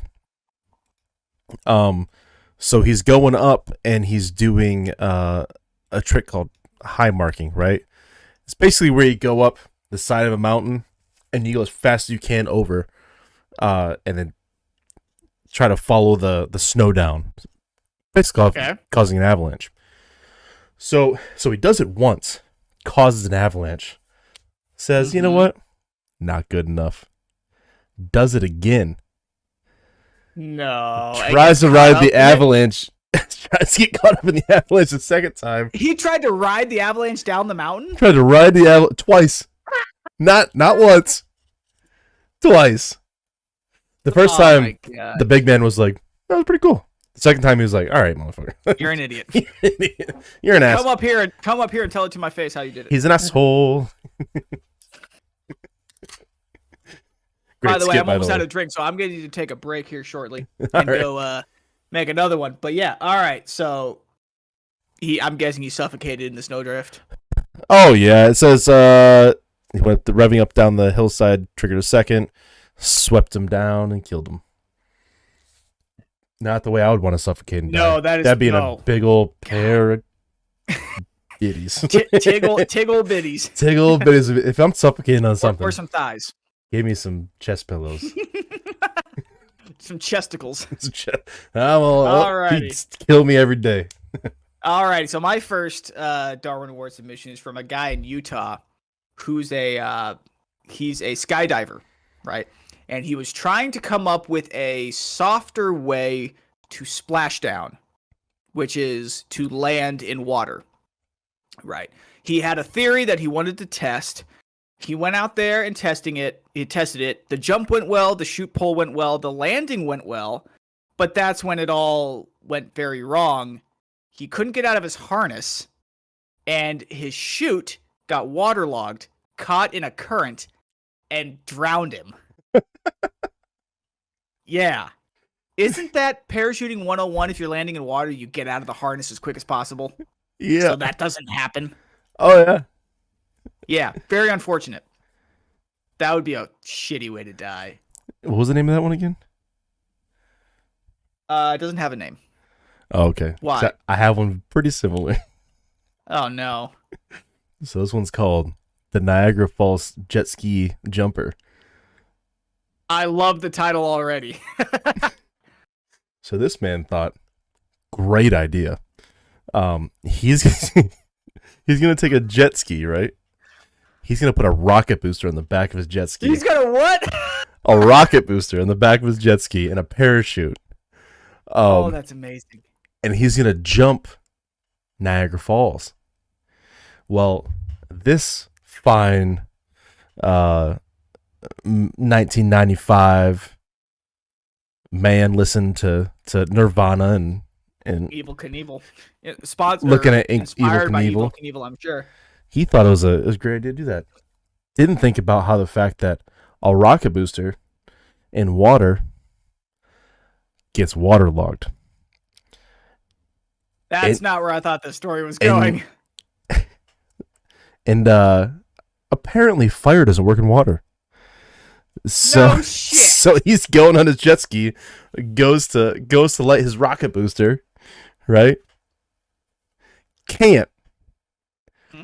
falls straight down, doesn't pull his parachute for some reason. Well, no, he's Oh, wait, no, I'm low sorry. Anyway. I'm sorry. He opened the parachute at the apex of his flight and drifted down safely down. But how was that a Darwin Award? Somebody didn't read the whole story ahead of time. Sorry, there's a little bit. His parachute also got wet. So he tried to pull his parachute at the top. Parachute didn't want to work, and he plummeted down Niagara Falls and passed away. And he didn't land as softly as my guy did. Oh, not very much. There's a lot of rocks in Niagara Falls. I did not know that until I looked at the picture of it. Holy shit. Kind of scary. Also, Echo, yes. If those chest pillows were attached to a goth girl, it probably would be even better. Or in Jones's case, a dark chocolate girl. Oh, or a milk chocolate girl. Hell yeah. Anyway, all right. So, my other one. Let's see. I gotta find Hell it again. yeah, brother. Why not say it can be both? All the best worlds. I can't believe that he thought it was a great idea to strap a rocket booster on the back of his jet ski. Yeah. And he wasn't even drunk. Here it is. A guy named Wayne of Pittston, Pennsylvania. This is in 1997. He was bitten by a king cobra belonging to his friend after reaching into the tank to pick up the snake. I thought I was going to say reaching climax. No. What is wrong with you? He said you're reaching. I was like, climax? That's weird. Wow. No, so he was bitten by a snake, by a cobra. But so this isn't unusual, especially for snake owners. You get accidentally bitten all the time. This is what makes it a Darwin Award. He said, according to his friend, and I quote, "I don't need to go to the hospital. I'm a man. I can handle it." He could not handle it. Yeah. I'm a man. No climax was reached. Ain't no. You know what I'm going to do after this? I'm going to go drink a beer and fuck my wife. You know what he didn't do? Nope. Either of those. Nope. Definitely not. I'm a man. I can handle it. I can handle it. I'm going to go build a fence. Oh, who's that guy that does the vines about being a man? If you get bit by a snake, don't go to the hospital. Just die. Be a man. He's got the depression. Man. He's like, don't seek counsel. Be depressed. Be a man. With that Boston accent. Oh my god. That guy's hilarious. Don't see a therapist. Be depressed. Be a man. Oh man. All right, what's your last one? That was it. It was 2-2. Oh yeah, that's right. That's right. And all 4 of them were dummies. Absolute dummies. But if you want to go grab your drink, I will explain where everyone can find us. Yeah, and you can talk up the game as well. Ooh. I will be right back. Honestly, probably our favorite 2 sections of this game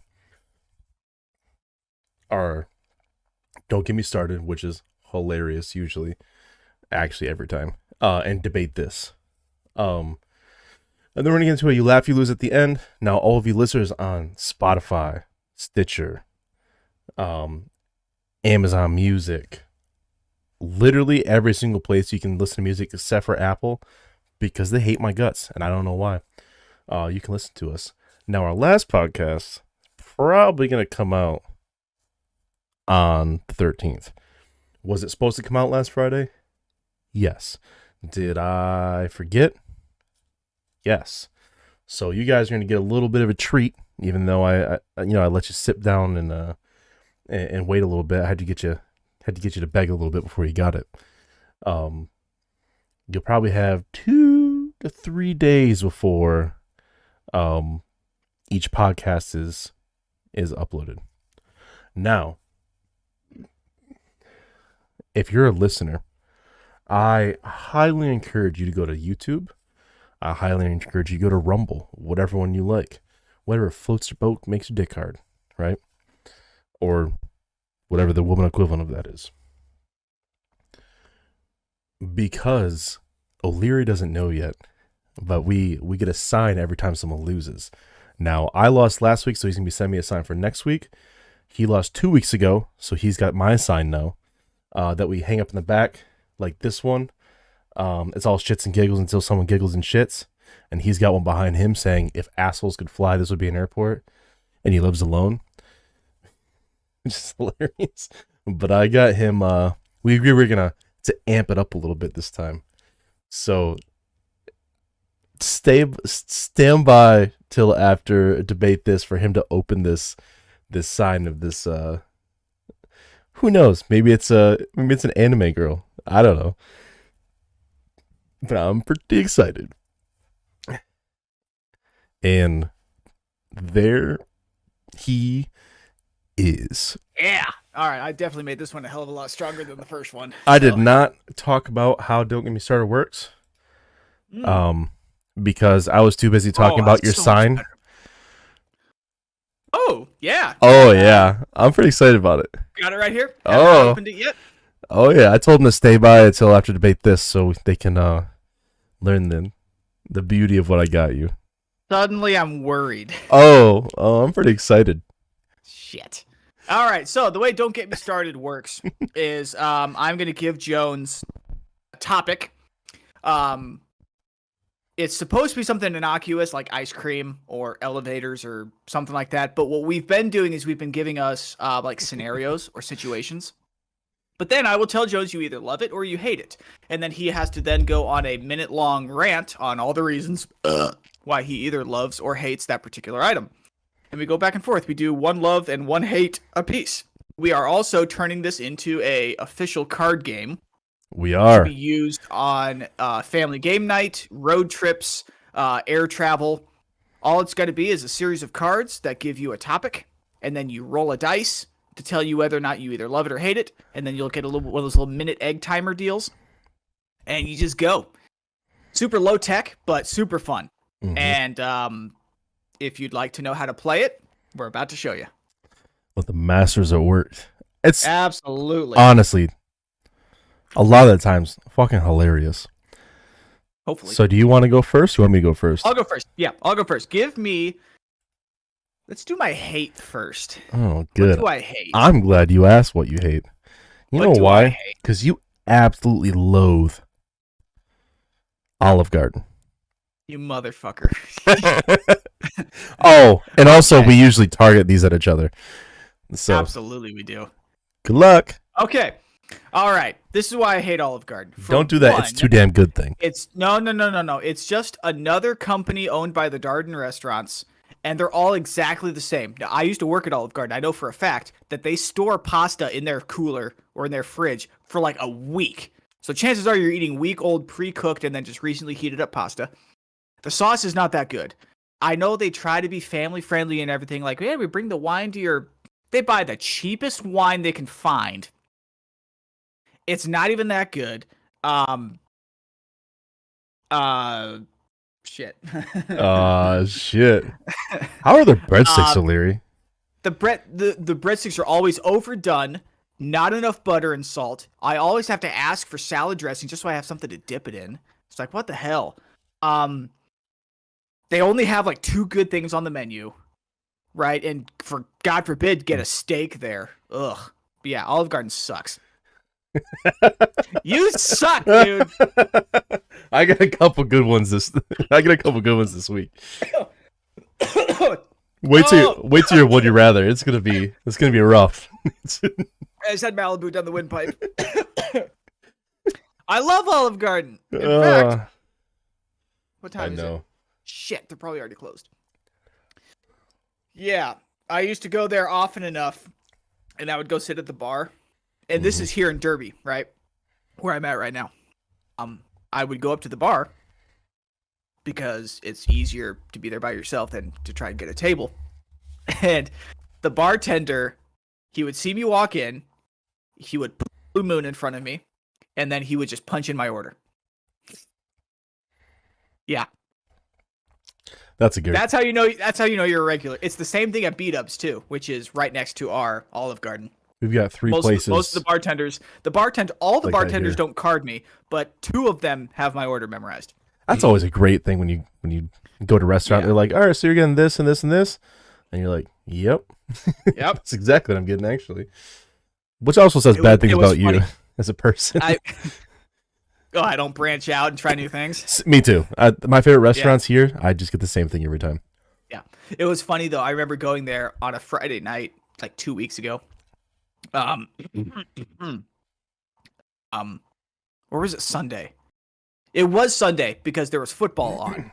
I walk up to the crowded bar, grab the last available seat, and the bartender does that thing, Blue Moon for you? And I said, yep. And the guy next to me, he's like, oh, you must be a regular. I said, yep. She hands me the Blue Moon, and then she goes, do you still want the blah, blah, blah, blah, blah, blah, blah, blah, and lists out the answer. Is it the, order. Wait, is this Beat Ups? Yeah. Is it medium wings, all flats? Still? It's half medium, half Asian zing. Half medium, half Asian zing, all yeah, that's right. All flats, extra wet, yeah. So she rattles this off, and then the guy next to me goes, what the fuck? She knows that? You say, I've been ordering this for 8 years. Seriously. Quite literally. You could probably go to Beat Ups in Minot and they'd still know your shit. God, right. If any of those waitresses in Minot still work there, that's kind of sad. But anyway. Small town. All right. Do you want your hate or love? Just give me my hate. All right. You hate pizza. Son of a bitch. All right. So you know what? I do hate pizza. And here's why. There's so much arguments about what kind of pizza is the best, when it's really all known that Detroit makes the best kind of pizza. Right? That, and you get those pizzas in your school lunches, those little tiny square ones, and they taste like cardboard and depression. It right? Is cardboard. Cardboard and depression with a little bit of sprinkled fake cheese on it.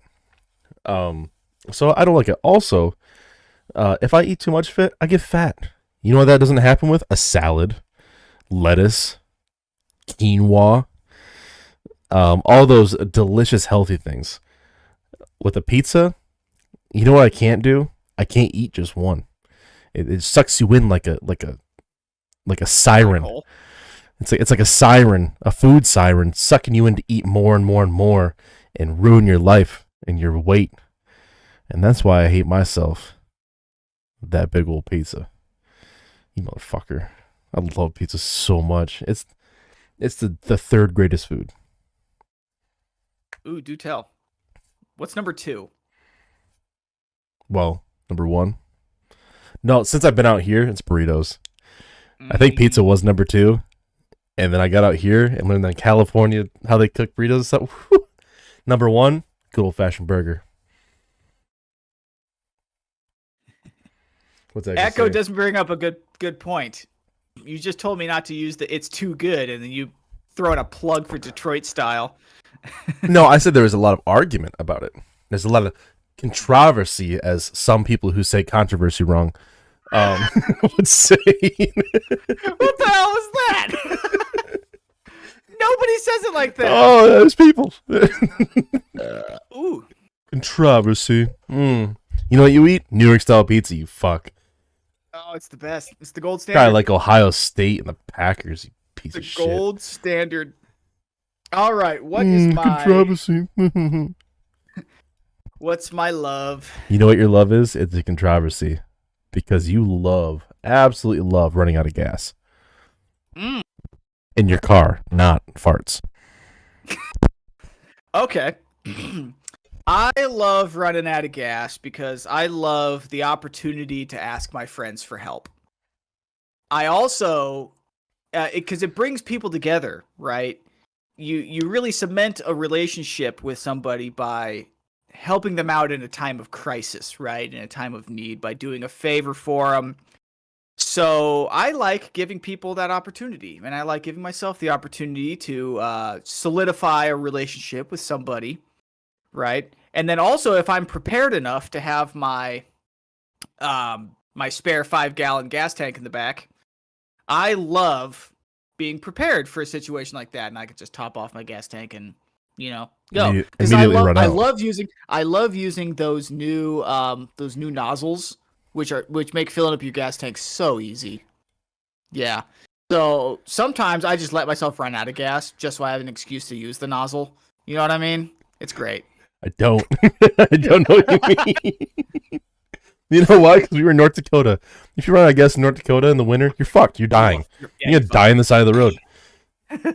The snowplow's gonna come by, wave at you, and push snow over your vehicle, and you're just gonna die. Yeah.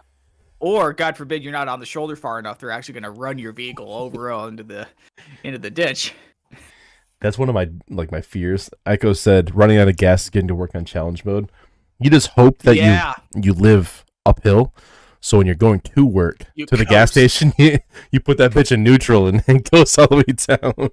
Yep. Oh, I've done that many a times. Oh, good times. All right, what do I love? You love more than anything. You love stubbing your toe.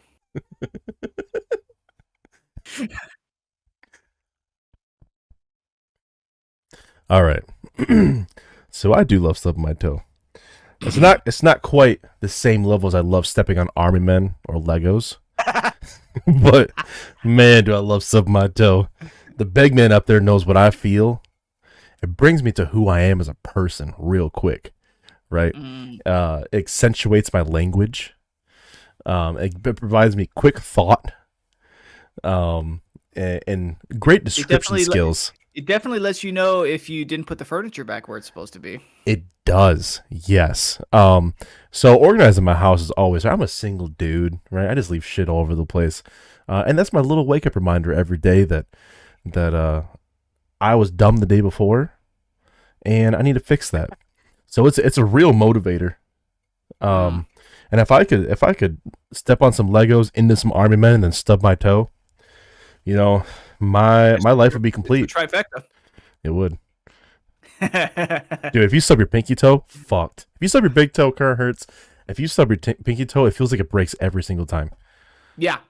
Mm-hmm. My old youth pastor at the church I grew up in, his name was Dave Tebenkamp.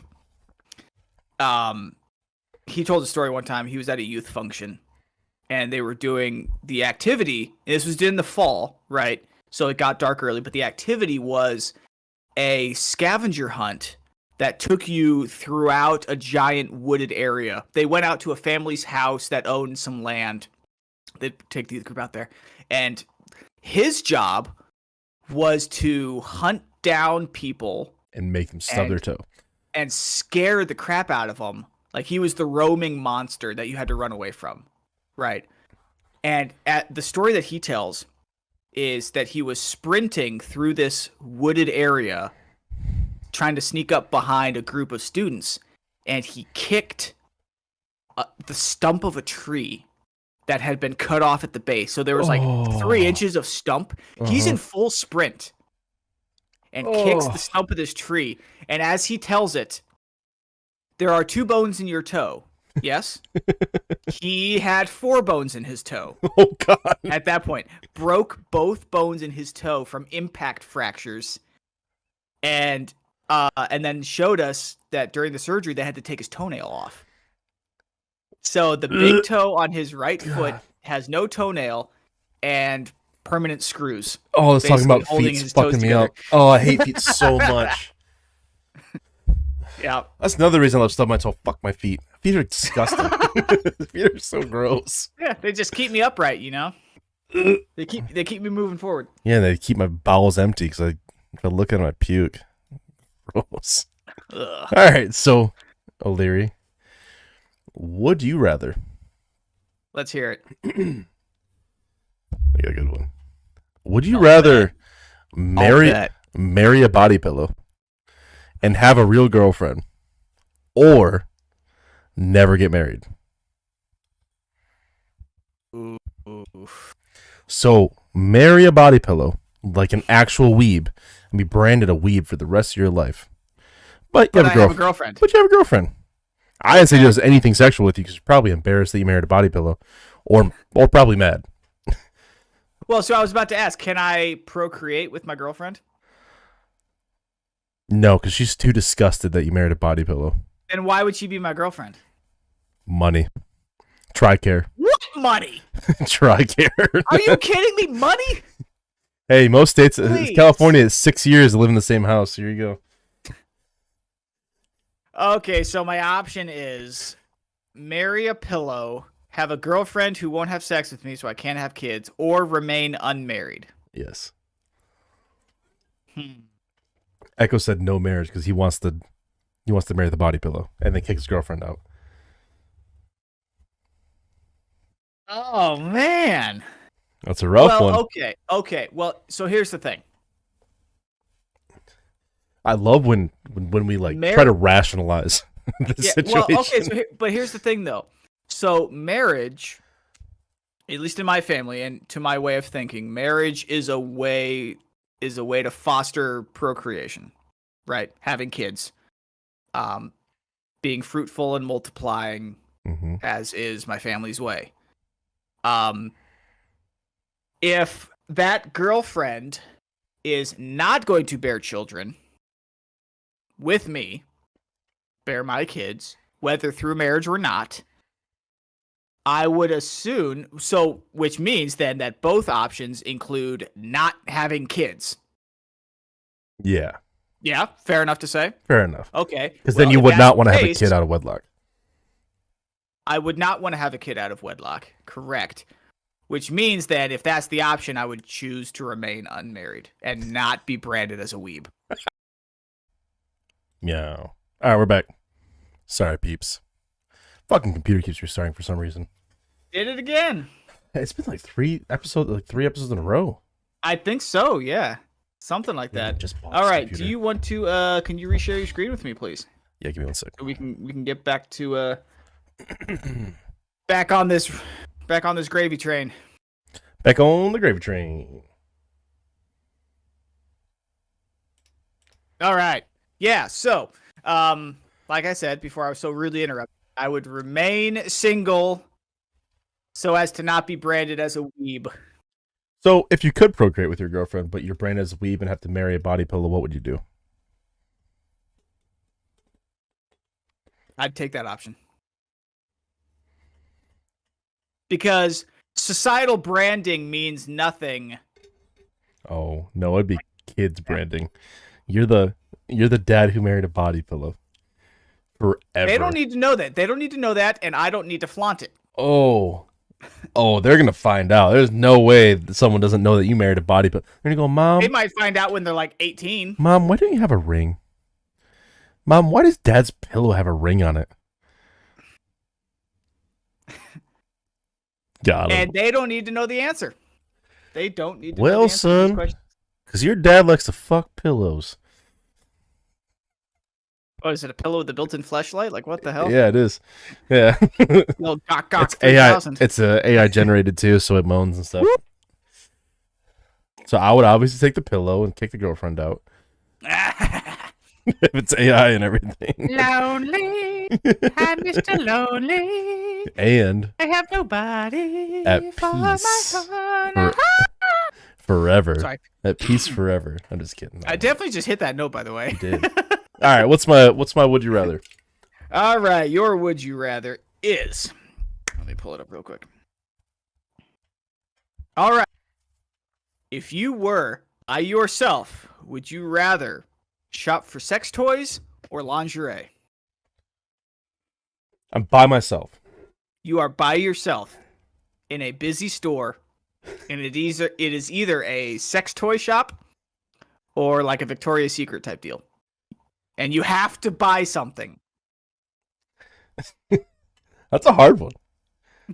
So am I buying for somebody or is it just me?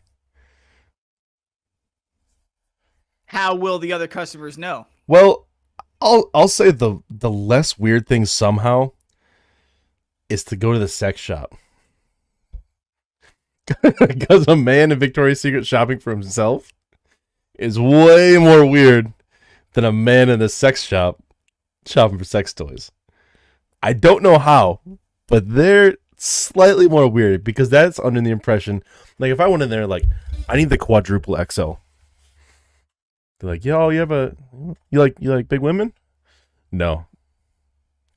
No, it's for me. They got to put 2 and 2 together. If I go in there and get a fleshlight, it's like, well, this guy Just another dude. Like you could have bought this on. You could have bought this on Amazon. Yep. Like, why are you bothering to be out here in public? Because you got to test them out. You got to take the test run. You know what I'm saying? Oh no, no. Also, there's that weird closet in the back that has the hole in it. So, you know. And the hole leads into the manager's office. Yeah. So I get fucked twice. These prices are astronomical. And so's your head. And then you find out just how abnormally expensive lingerie is. Yeah. So there's a girl when I first got here. She visited from up north, like 4 hours away or something. And she came down here. Back when I was skinnier and more attractive, right?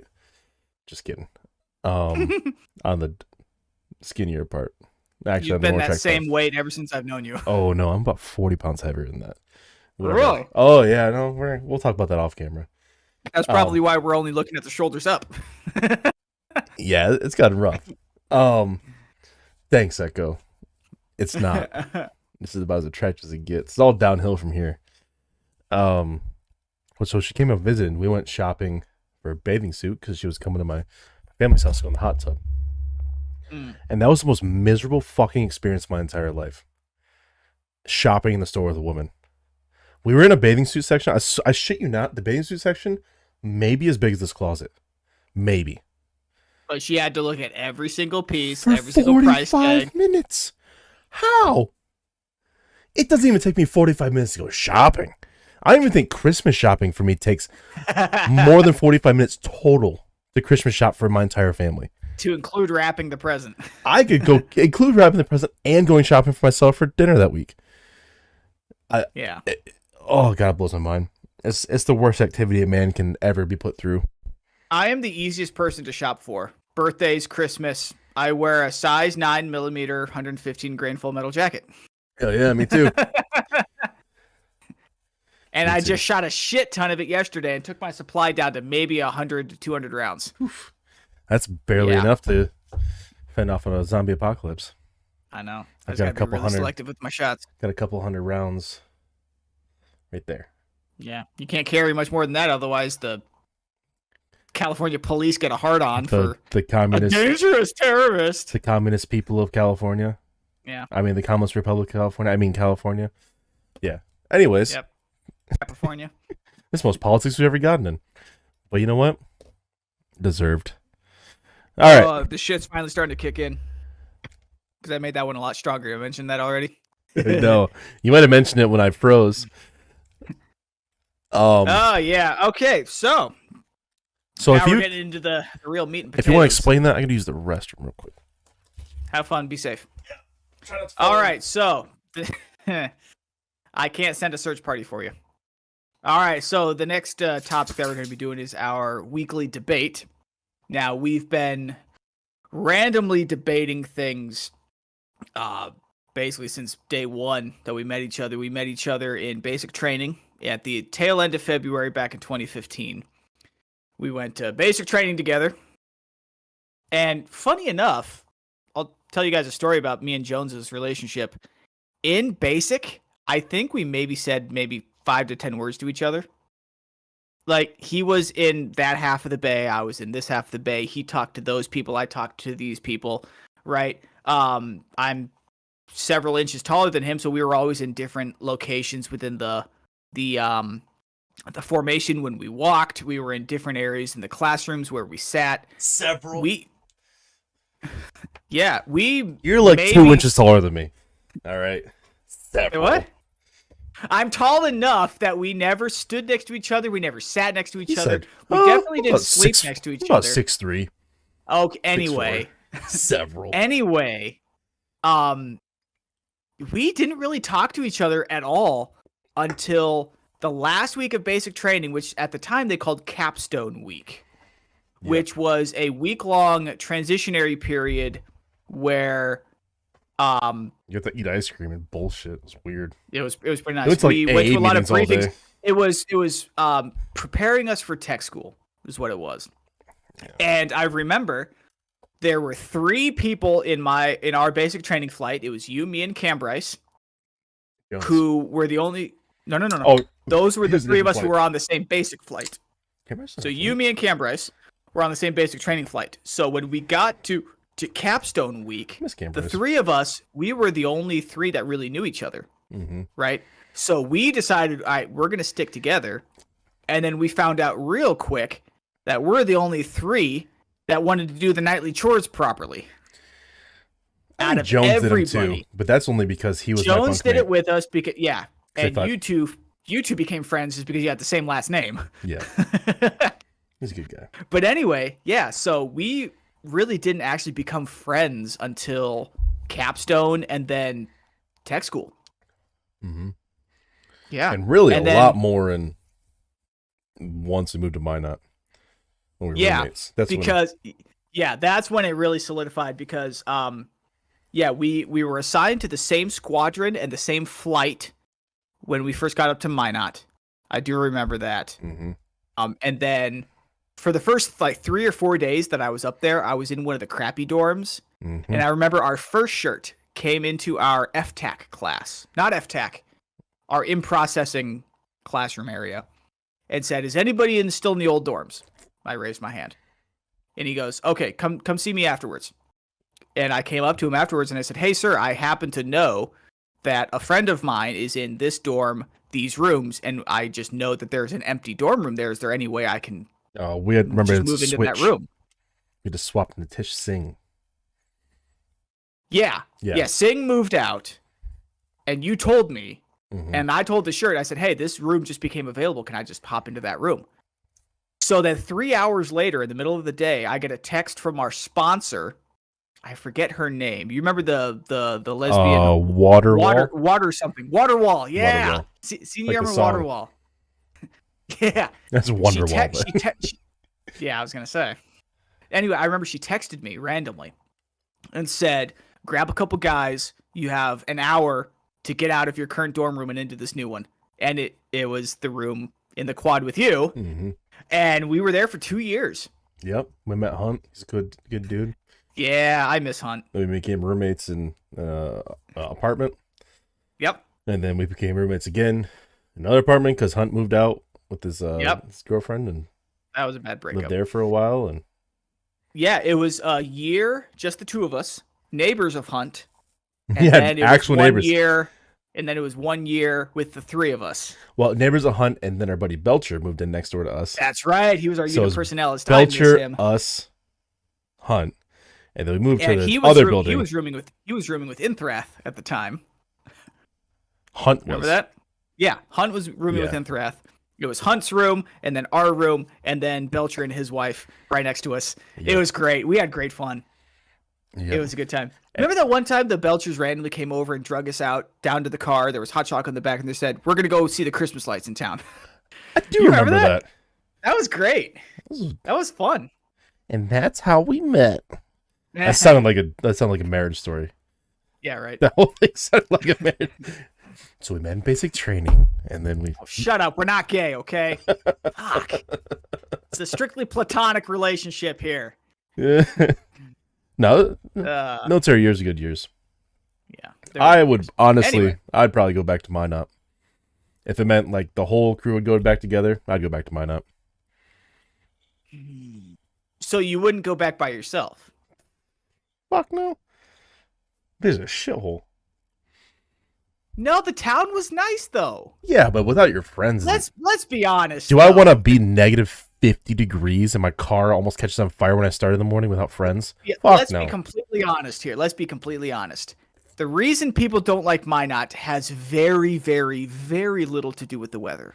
Oh, that's the only reason I didn't like it. Honestly. Summers are beautiful. There's a nice town. They have the music festival where you get to see good concerts every year. It's in a decent location. It's a country town, right? They got a college there. Yeah. Decent food. But yeah, the reason people hate Minot has very little to do with the weather. You deal with the weather. Sure, it gets cold. Fine. You got to shovel some snow. Fine. The reason people didn't like Minot is because the mission was rough and leadership sucked. Honestly,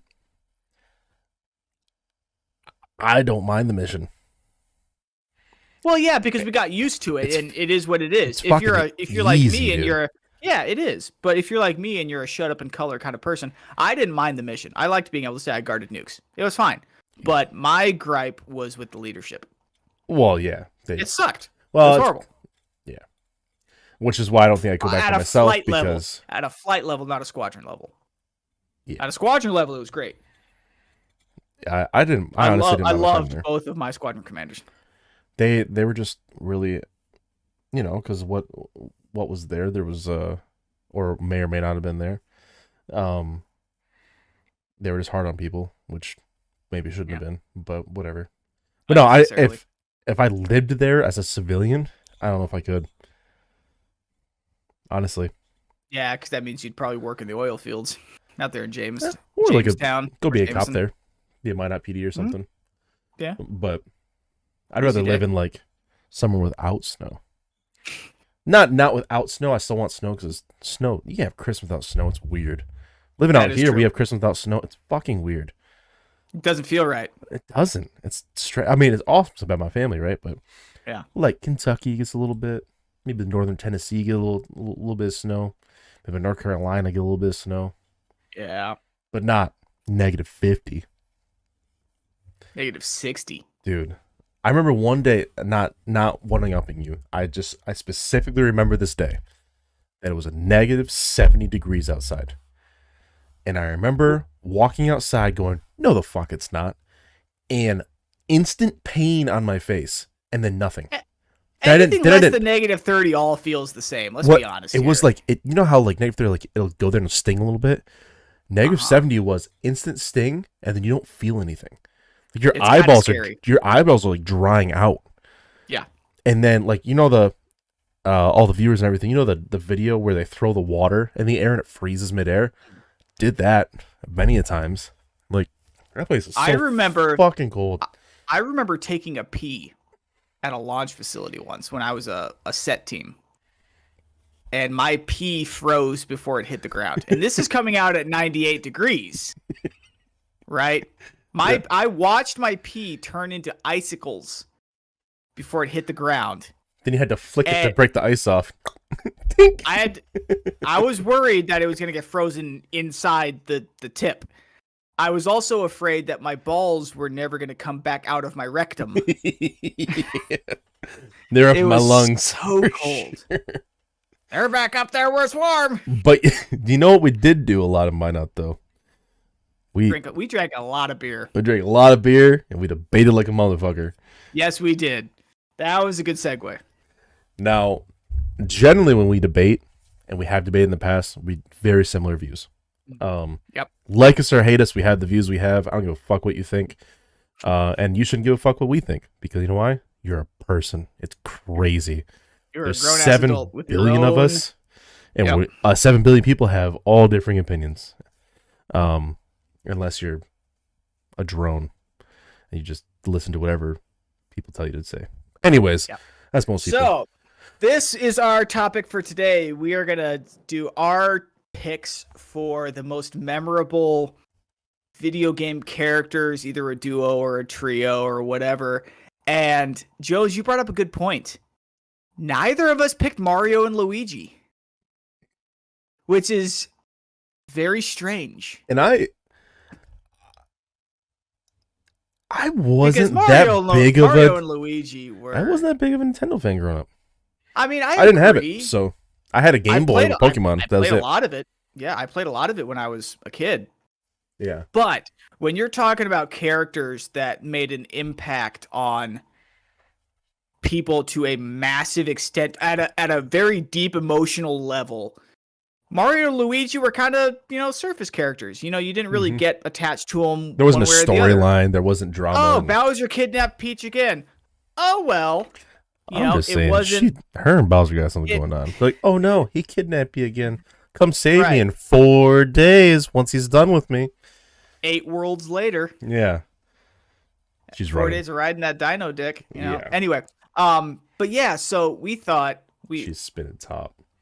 And we also didn't think of like Master Chief and Cortana. Oh, wait. You know? I did think of that. I know. You mentioned that, but neither of us thought of it as our primaries.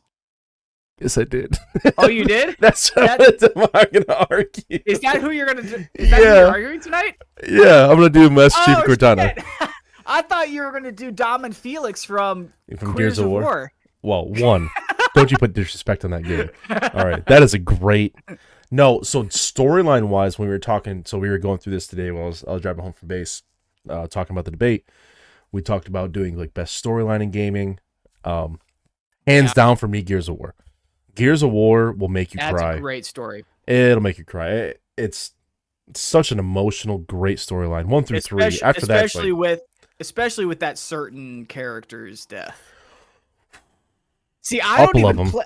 I played that game on Xbox just because you wanted me to, and even then, I was choking up a little bit because I thought, damn, when they really did that. When the big Ty, remember the big Samoan dude? Yeah. When they walk down, and he's like, I can't fucking do it anymore, and he blows his head off. You're like, he was my favorite character. I know. And then you get attached to another character, blows their head off. You attach to another character, dies. You're like, what the fuck? It's like trying to watch The Pacific from HBO. Oh god. So we didn't end up doing that. Yeah. We talked about some Call of Duty stuff. Call of Duty is cool to me, but it's not my favorite. I wouldn't even put in top 5 Jones, favorite games. I'll let you go first then. So we're gonna do the minute, right? Yep. Let me get that timer up here real quick. So to me, the most influential game in our generation, I would say is Halo. Just in general. You could mention Master Chief to most people, I would say, and Cortana, and they're going to know exactly what you're talking about. Especially our generation, all the younger generations under us, because they all grew up with brothers and sisters like that are our age that played that game.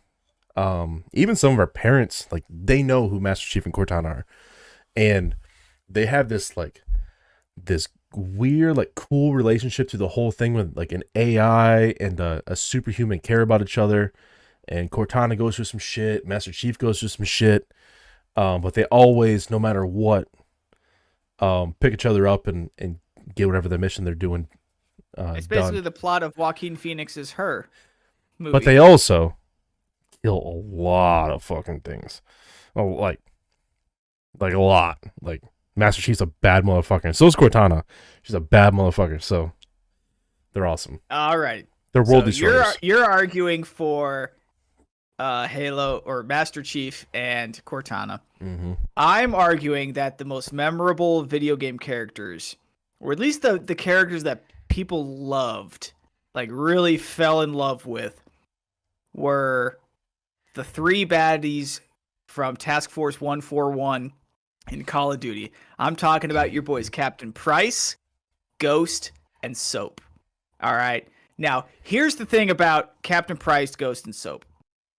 Originally, they were the titular characters from Modern Warfare 1, 2, and 3, essentially, which was the #1 best-selling game for people in our generation. So people from age 20 up to age 40. There was a massive multi-generational gap where Call of Duty games reigned utterly supreme. And it wasn't so much because of the gameplay and the guns and the maps. That's what Call of Duty and Halo are known for, or that's what they are. But what they were known for were those characters, right? And there are so many people that absolutely love John Price, Soap McTavish, and Simon Riley, Ghost. Now, I'm going to go over my minute because I'm just going to flow right into this next segment where we just kind of argue. Mm-hmm. Here's why I think they are more influential at a societal level, right? Because they are, for 3 reasons. I got 3 main bullet point reasons why I think these guys are the best. 1, the death of 2 of those characters was so traumatic that they redid the series just to bring those characters back. See what I'm saying? I see where you're going there, yeah. If Call of Duty Modern Warfare 3 stopped Ghost is dead, and Soap is dead. Now, Soap is, I think, one of the more emotional death scenes in the entire Call of Duty series. Every Call of Duty series has characters that you grow attached to and they die, and you think, meh. Soap was one of those guys, and especially seeing Captain Price's reaction to Soap's death really guts you. And the unceremonial way that one of the most badass characters in all of COD history was killed, Ghost, that one stings so bad, and it is still talked about in the COD community, in online forums, and it was so much so that when they redid the Call of Duty franchise in 2019, when they restarted Modern Warfare, obviously Captain Price was the leading character, and they recast Barry Sloan to play him, and he did a killer job, by the way. Barry Sloan's adaptation of Price was flawless. But when they brought back Ghost as a DLC character, do you know how many people our age and up to the age of 40 lost their collective minds out of sheer happiness that they were bringing this character back? And to that point, they are still going to continue making Call of Duty Modern Warfare games so that they can continue the storyline of these characters that are so beloved that the community basically demanded this. And here's my third bullet point, and then I'll hand it over. Call of Duty is so influential, it has its own comic book series. So if you want to know the individual backstories of all your favorite Call of Duty characters, there are comic book series, and there is also one for each, attached to each individual game. So the Black Ops series, the Ghost series, Modern Warfare, Advanced Warfare, what have you. They even have Call of Duty Zombies comic books. And they've been around since the very early 2000s when Modern Warfare was still a thing. So you're trying to tell me that people who are that influential have their own comic book series, have their own games that were resurrected out of just sheer determination from the community, isn't the most influential and memorable game characters? You're out of your mind. I rest my case. This is where I highly disagree with you. It's a trading card game? Echo? Did not know that. So, I'll start with your last point, and I'll go into some other points. So, you talked about them having their own comic book series. Mm-hmm. Halo has they had a cartoon TV series. I get it. Yeah, with Red Team, Blue Team, Caboose. Yeah, those funny guys. They have more than that. I'll get into that when I talk about them being a cultural phenomena, right? They have multiple book series, which are like legitimately good books. Like the whole the flood sequence in the games and everything. There's a couple books out there about the flood. There's one called The Flood, right? Mm-hmm. And they're like ridiculously good reads. They'll have a show on Paramount Plus now with Pablo Schreiber that got canned in their reviews, by the way. I haven't watched it, I'll be honest with you. I don't want to ruin. I think even if they made a Call of Duty show, I think it would be shit unless it's directed by. I think there's a couple directors that can get it right, and a couple directors that could get Halo right. If they were to do a Call of Duty series and they cast the actual voice and motion capture actors from the games, well, they need to capture flawless. They need to capture actual operators too. It's got to be real operators. Yeah. Oh, I watched a fucking video, by the way, about a Delta guy who became the Call of Duty. Great. He was on. He's the guy that taught all the. He's the guy that taught all the tactics and techniques. Yeah. And it's a good listen. He was there supervising all of the motion capture. Yes. Now back to the Halo side. So they have a show. They have multiple book series. They were when Halo came out. They were such a cultural phenomena that the red team, blue team thing started, and that's like the beginning of YouTube.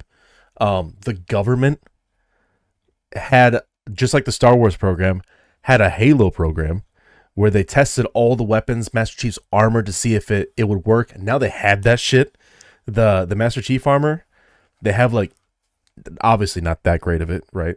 But they have versions of that. Even when we were in Minot, they were talking about people getting that shit. Remember the ODST armor and stuff? Yeah, I remember that. Do you also know Halo is an acronym for the base jumping and the high altitude, low opening?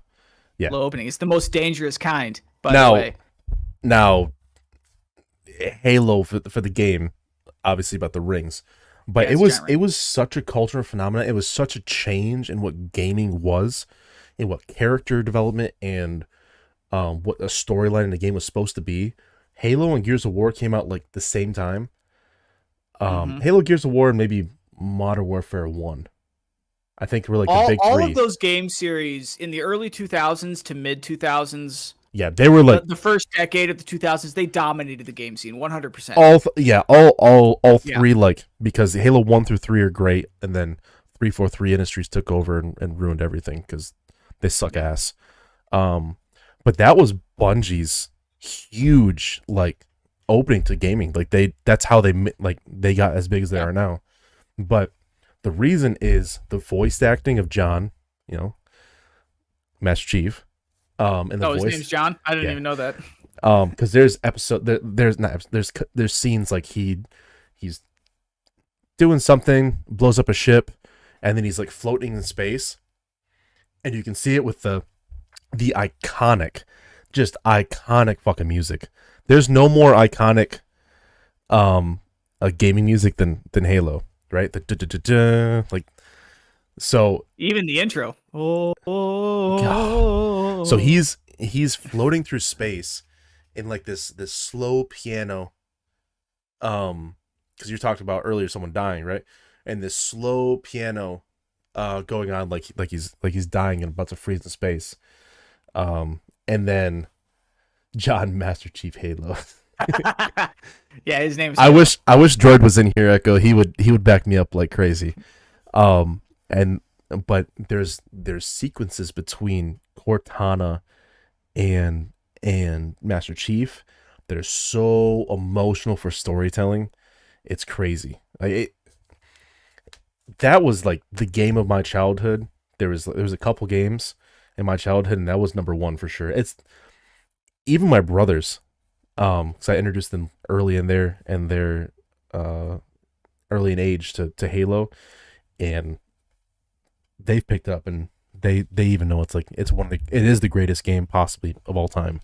The Halo 1 through 3 is the greatest trilogy of all time, and it's because John and Cortana and the storytelling, and the campaign, and how badass of a motherfucker Master Chief is, taking a whole not even like whole villages of people. He's taking out whole societies of people. He's going to basically a planet and just murking everybody.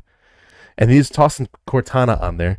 And Cortana's deactivating super weapons made by prophets of that were been alive for thousands and thousands of years, just like this. She's like, I'll fucking do it, whatever.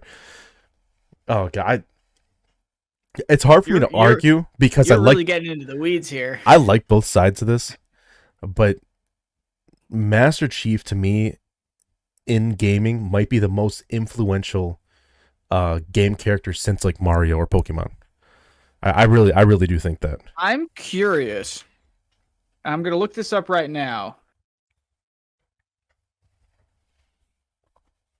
Doom guy buying an entire dimension of full months. That's true. But I'm curious. Let's see. He's like what movie was that?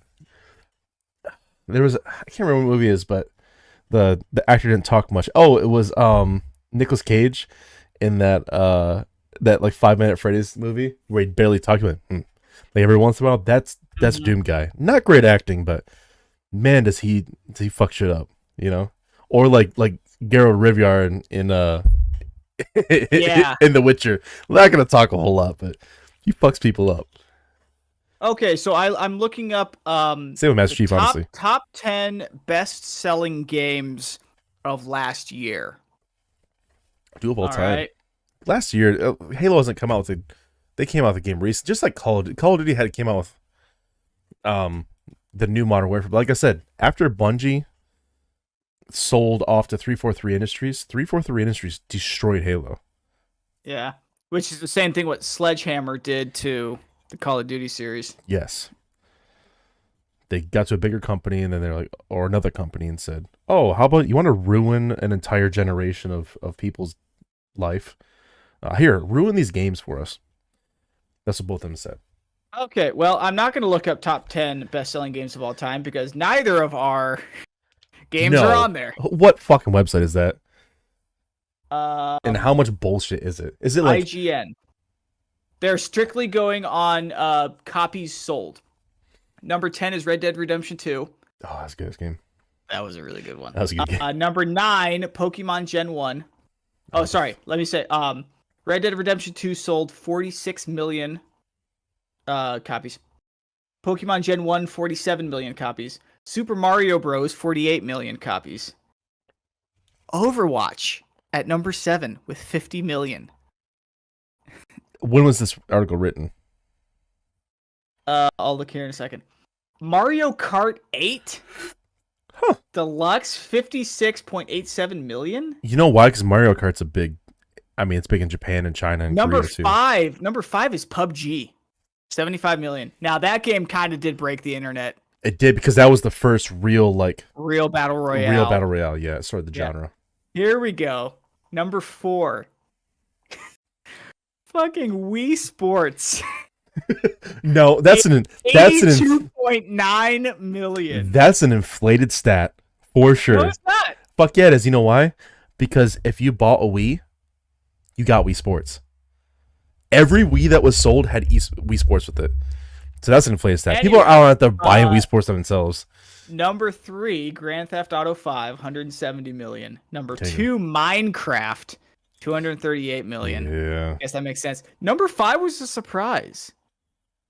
Arguably the most timeless video game ever created. Zelda? Ocarina of Time? No. Tetris. People bought Tetris? The thing? I didn't know it was for sale. I just Back thought people did it with their little like Tetris sketch. sits comfortably atop the list of all-time bestsellers with 520 million copies sold. You know according why? to the Tetris company. Because that number includes sales across all platforms, with the majority coming from mobile. Look at what's the most sold Xbox game? Okay, let me Google that one.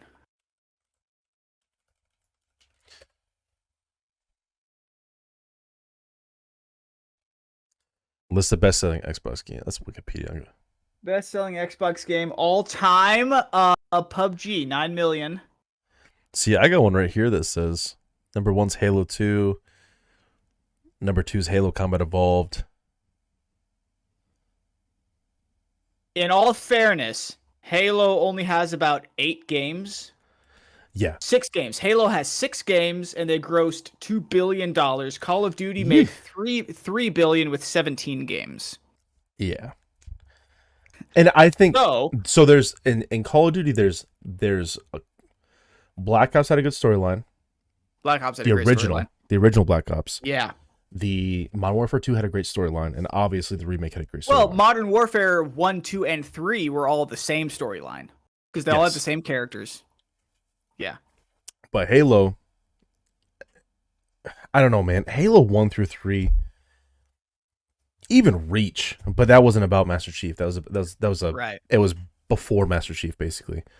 But like Halo 1 through 3 when it came out, like it was.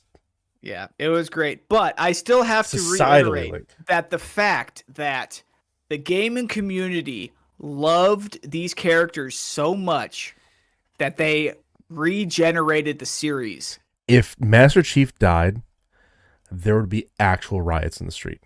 I guarantee, I promise you. There would be like, you know, when like famous people die and all these people get on Twitter and like act like they give a shit, right? Yeah. And they're like, oh, fucking F's in the chat for blah blah blah person, right? Now, yes, I know that F's in the chat and F's pay respect started from Call of Duty, when they died. Those two, the Ghost died in them. But if Master Chief ever died, it would be pandemonium, because I would argue the same for Captain Price. If he died, people would just up and quit the Call of Duty series, I'll bet. Well, he's not the whole series, though. Because you have extra... He's the titular character, though. But not of all the games. Call of Duty's been around forever. I mean, yeah, you had Call of Duty 1, 2, and 3, which were all World War II based. And World at War. World at War came out after COD 4 Modern Warfare. Mm-hmm. But Halo, there is one character in that game. Well, there's two, right? And one of them's an Yeah. AI that's with the character. That's it. Yeah. So I guess that means then there could be something to be said about the Call of Duty series. The fact that there are 3 distinct storylines, each that are very much beloved by their respective communities. I honestly think Modern Warfare is the only. They all have their own comic book series. Like, that speaks to a very deep level of how much the gamers and the community love these characters. And again, like I said, no other game in history have characters been resurrected and redone purely because the gamers wanted it. Call of Duty did that. And they recreated Ghost, they recreated Gaz, maybe both of them died, and they recreated Soap. Maybe it was a money grab. And they're gonna no. It maybe they said was online backlash. Oh, which turned into I just billions of dollars. But well, of course, the money is a motivating factor, but that's the same with every game. Why do you release sequels? Because you think you're going to make more money from it. That's a moot point.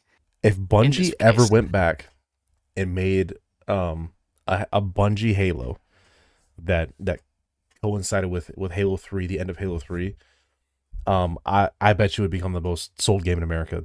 Maybe even in the world that year. Maybe easily. Yeah, for that year, sure, because there's a ton of hype around it. But not even close. The same thing happened with Call of Duty 2019.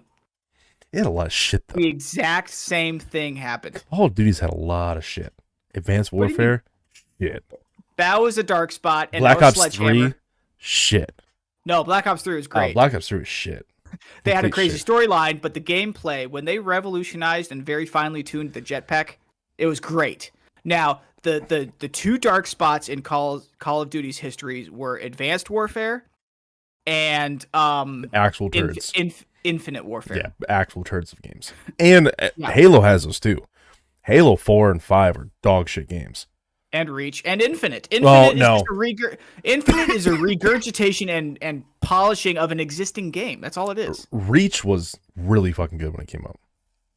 What was the top-down Halo game? Halo Wars. That one was kind of fun. That shit was fun. I liked it. Yeah. I like the tactics. That does remind me, there was a game that you and I started playing a while back that was of that same style. Hold on, let me go into my... Of that same style? Damn, I'm yes. big as fuck. It was the top-down... I'm going to find it here. Damn, boy. Holy shit. We started playing it, and then for some reason we just stopped. Cramp. I want to say it started with L. Never remember what I'm talking about. Kill Squad. That's what it was. Yeah, we need to go back and start playing that again. Yeah, we should play that one again. I think the 3 best storylines in gaming: Halo, Gears of War, Halo, Call of Duty, and Call of Duty. Yeah, I think in that order for me, those are the 3 best storylines in gaming. Yeah, Gears of War by far. Because in this for the purpose of this debate, though, we are talking about the characters. Because of the characters, though. Right, and you're arguing for Master Chief and Cortana. Mm-hmm. And again, I'm saying that it was way more emotional for gamers, and they fell in love with these characters so much when Ghost died, when Soap died. Those were the climaxes of their respective games, were the deaths of these characters. I get what you're saying in that, but how influential Chief was on so many children. Like, how him and Cortana's relationship throughout the game and the storyline that they had was so influential, and not even just like kids and stuff, but like the future of how they tell stories in games came from like Halo, Gears of War. I think that's kind of a very tall attribution. I don't think so. Because even think about like Johnson, right? Johnson in Halo 1. He was the Marines staff sergeant, right? Oh, I do want to say something. Echo's in the chat. Just talk about Pokemon the whole time. No. Before that, he mentions Doom Guy. If you want to compare planet killers, Doom Guy has Master Chief beat. Well, Master Chief has blown up like 4 rings and an entire race. Yes. Doom Guy did body entire dimension, but also But in you that don't metal really get game. emotionally attached to him either. Hell, no, because he doesn't have that like Personality. he doesn't have the personality. Well, Master Chief doesn't talk a whole lot either. He barely talks. True. But for Yeah. some reason, you just get so attached to him. Between him and Cortana, because she's the talker and stuff. But you get so attached to Master Chief because of one, how badass he is. Two, like Yeah. like deep down, even though he's a super like the not even a super soldier, the best super soldier to ever be made in the history of anybody. Like he's the best. It's not even close. Like he's out there killing thousands of people by himself with bare hands. You give a fuck. So people like Master Chief for the same reason that they like Superman and Batman. They are what they aren't, right? They're everything that we as humans aren't, right? They're super, like you mentioned, powers, whatever. Yes and no. Call of Duty are more relatable people because they are people. I think that wasn't people in real scenarios doing ordinary people. Well, not ordinary in people. Extraordinary situations, doing extraordinary things. You know that those are It's not more ordinary realistic. But it's Kind of. realistic, is of. what I'm saying. The special operations community is very well represented, but it's Yes, still something that's. But those are not normal people. Nah, it's not. That you were born Captain Price is a captain. You are born with the ability to do what they do, or you're not. I seriously believe that. I seriously believe if you're Jocko and Goggins would both disagree. I think they were born. They both say that greatness is bred, not born. Exactly, through their life and through their choices and everything.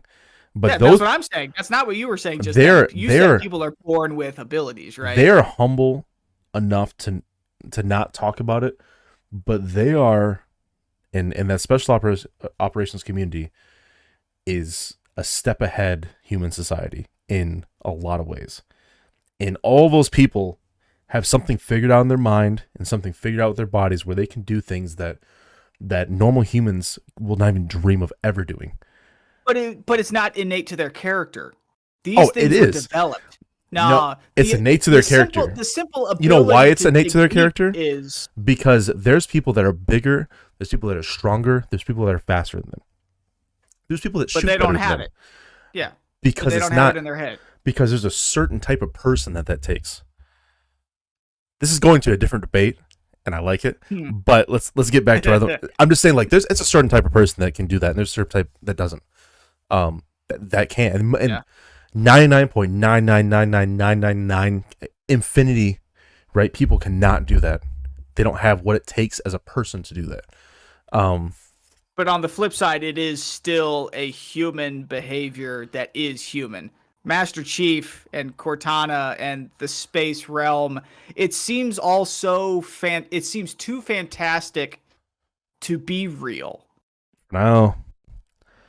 We don't. But that's why people like him. People like him for the same reason why they like superheroes. I don't think so, because because he's one of those ones that under all that, the coldness, he doesn't talk a whole lot. He's a bad motherfucker. He's killing everything. But under all of that, you can tell, like, that's a good person. And, that person actually legitimately cares. And through Cortana and how she interacts with him, you can see, like, yes, was he... Because if you read the books, this is what happens. Against his will, injected with a bunch of shit to make him a super soldier, as were a bunch of kids. Yes. But that relationship between them is how he grew to be the way he is, and Master Chief shows that, like, an unemotional super soldier that everyone thinks is like a badass from, like, the movies from the 80s, like Arnold Schwarzenegger or something, just mowing people down. Jean-Claude Van Damme, yeah, Seagal, he's doing that. 80s action hero, but he has, like, the human aspect to it when he shouldn't, and I think that's the reason that people. And Cortana brings that out of them, and that's why I think they're the perfect duo in gaming by far. It's because they bring stuff out of each other that whole time. Yeah, you'll never convince me otherwise. I'll be honest with you. I think second place for me, Gears of War, because that's shit. If you're talking about character development and you're talking about fucking depression and just crazy shit, holy fuck!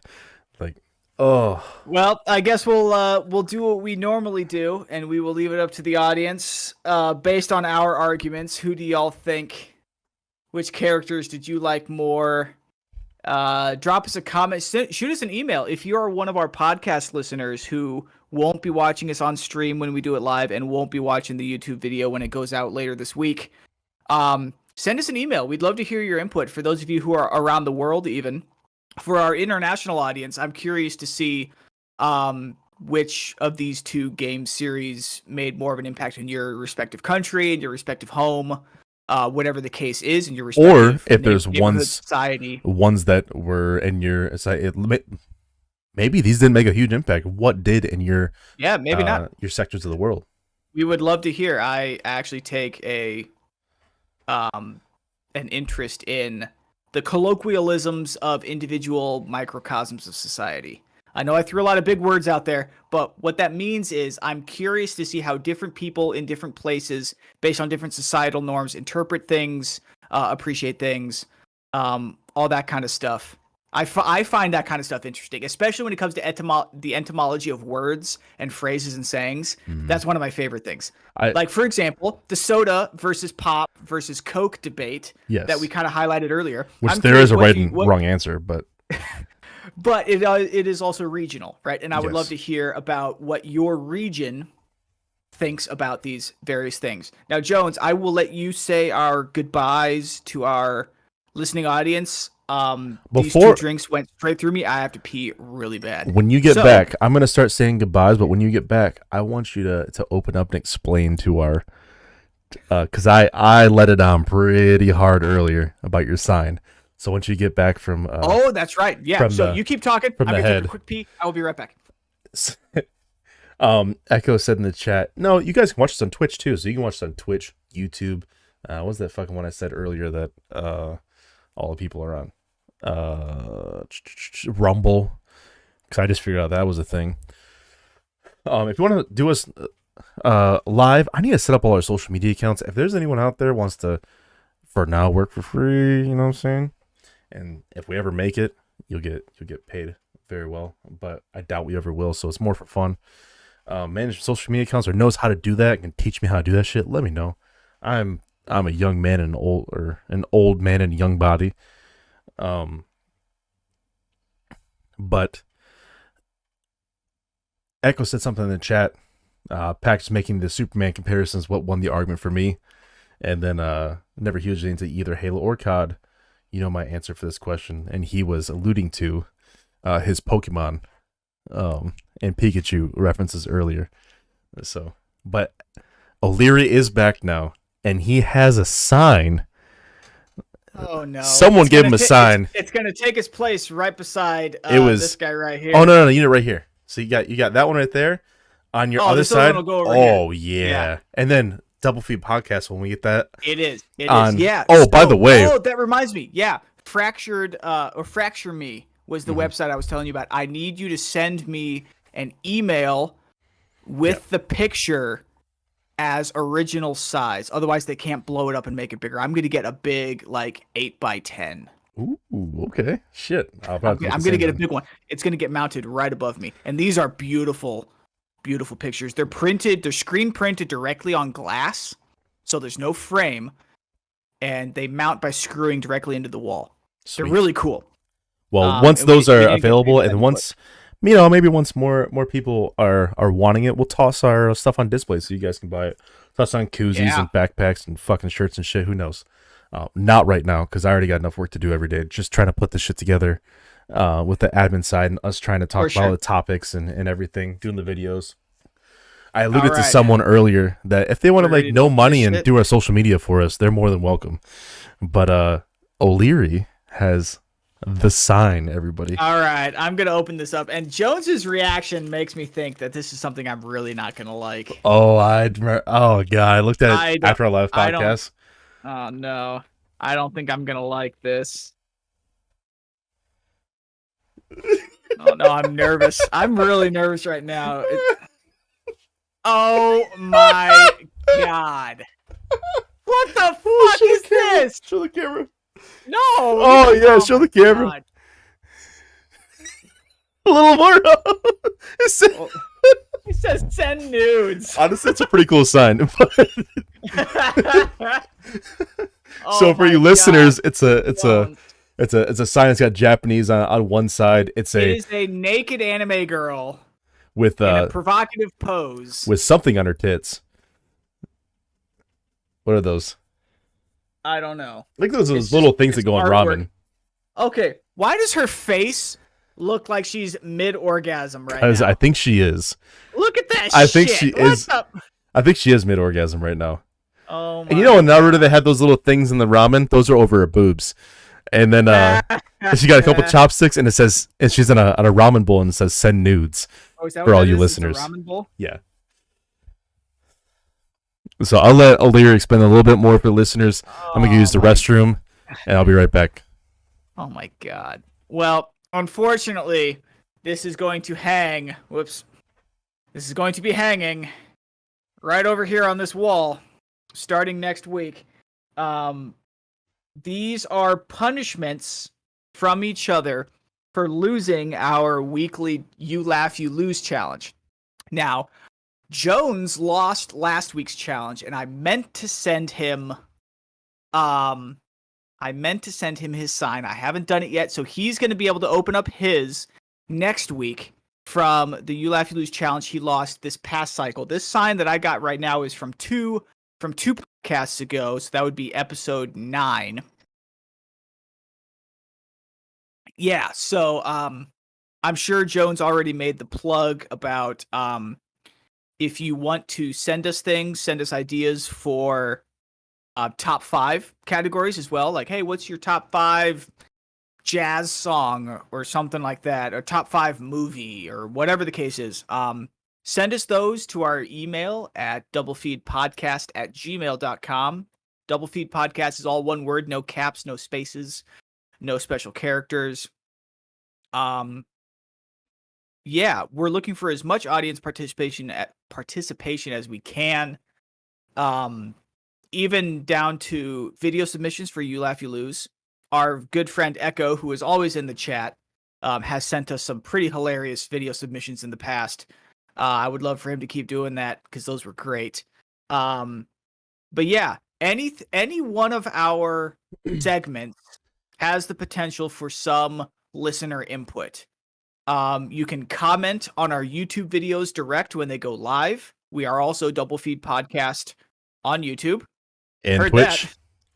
And Twitch and all the other streaming services. And then doublefeedpodcast@gmail.com is our email where you can send us stuff, video submissions, ideas for debates, even if you think of categories for the game. Toss us to those, and then absolutely for Don't Get Me Started. That's a great one. Toss your Twitter handle or whatever the fucking kids do, Instagram handle or something, whatever the kids do nowadays. And I'll give you a shout out. I'll toss it at the bottom of the card so everyone knows that you came up with that. Submitted by. Yeah, absolutely. Great. Now, for our podcast listeners, we thank you guys for tuning in, for joining us, listening to us bullshit with each other. Hope you had a good time. Hope you had some laughs at our expense, potentially. Probably. Let us know what you think about any of these given sections. Like I said, we would love to hear from you via email or via comments on the YouTube or whatever the case may be. So again, we thank you guys for tuning in. We will see you guys next week. Bye. All right. You fuckers. It is that time now. For those of you who remain, who like to watch us live and like to watch us on YouTube. The counters are up. The counters are up. YouTube is up. The YouTube was up. All right. Now that I am nice and tipsy. Good. Yeah. All right. Oh, you're going to start off with one of my videos. All right, chat. I'm going to refresh in a sec. All right, chat. It's up to you guys. What are the rules again on this one, O'Leary? No audible. No teeth. No teeth. No smiling without teeth. Yeah. You got to keep that frown upside down. You got to keep that frown upside down. And jokes told during the video or immediately after the video in an attempt to get the person to laugh also count. Which is where a lot of our laughs come from. I'm going to be completely honest. Yes. Well, a lot of your laughs come from because I'm funny as fuck, Yeah, I was boy. going to say, yeah. I'm hilarious. All right, make sure you share the screen that I can hear. Give me 1 second. Share screen. Change windows. All right, you see There it? we go. I see it. All right, everybody. Send it. Ready? This is my first video submission. 1 second. I got to swap my desktop around for a second. It'll go back to normal. Give me a second. Aha. Oui. All right, send it.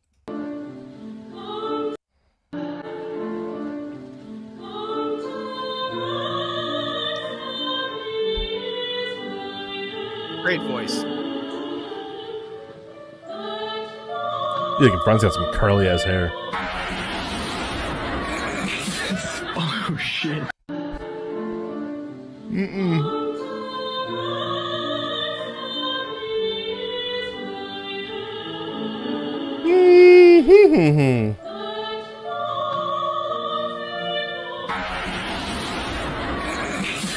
Oh, shit. The reverb on that was heavenly. No, I thought for sure that was going to get you, Joe. That was so close, dude. That was so close. We have a story that we tell amongst my family about the one time my little brother was sitting in a half laying down lounged position at church one day, and he had one of his legs propped up so that the seating is cushioned of the church pews, but the back is hard wood. He was lounging in just a way that his butt was up against the wooden portion, and he ripped one that was so trumpetous. Trumpetous. It was hilarious. Did it go? It's huge. It's phenomenal. Yeah. It's the greatest fight of all time. He was like 10 at the time, something like that. But and Trump was still 67. When you see the collective congregation just zoom and look straight in your direction, and they all judged. I thought my mom was gonna kill him. It was hilarious. But the rest of us, all the siblings, we're sitting there shaking with laughter. And your dad looked at your mom and went, "So funny." Yeah, but your dad went to your mom and looked at her and was like, "Can I laugh?" Fuck. Right. All right. Give him money. All right, here you go.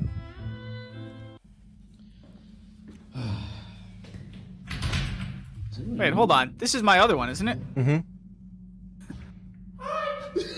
All right, tell your joke. This is the one. This is the one. Oh, Starts okay. Yeah. Why are chickens so funny? Why? Because It's been years since I've seen my son. All right, tell your joke. Why are chickens so funny? Because chickens so funny. Why? Because It's been years. Kids are fucking hilarious, dude.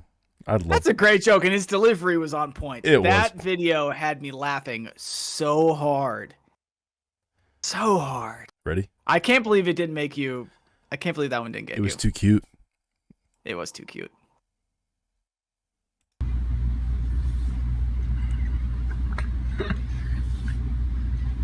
Send me to brat.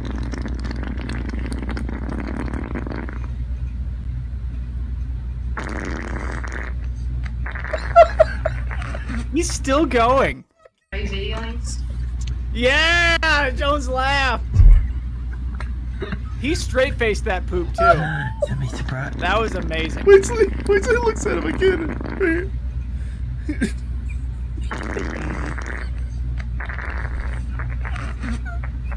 He starts cracking a smile, it looks like. How are you gonna laugh at your own video? I'm gonna owe you 2 signs for next week. That's so hard.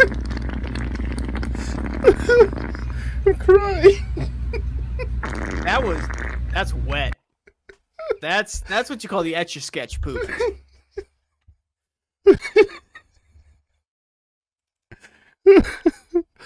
Oh shit. Yeah.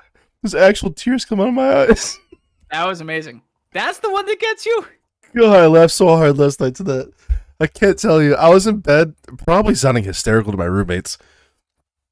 Ugh. It's just one of these zoom on his face. He straight faced that so well. And he kind of Like, goes. yeah, I know. This is for you. He gives You're a gonna l- clean this up. He gives a little bit of a smile. Holy fuck! Oh shit, my bad. Oh, my cheeks already hurt. Oh. That was going in the Hall of Okay. Fame for me. I'm sorry. All right. All right, my Ready? my next entry for that same video is 4:15. Okay, I did 2 for you. I'm gonna do 2 for me. Oh, okay, go for it.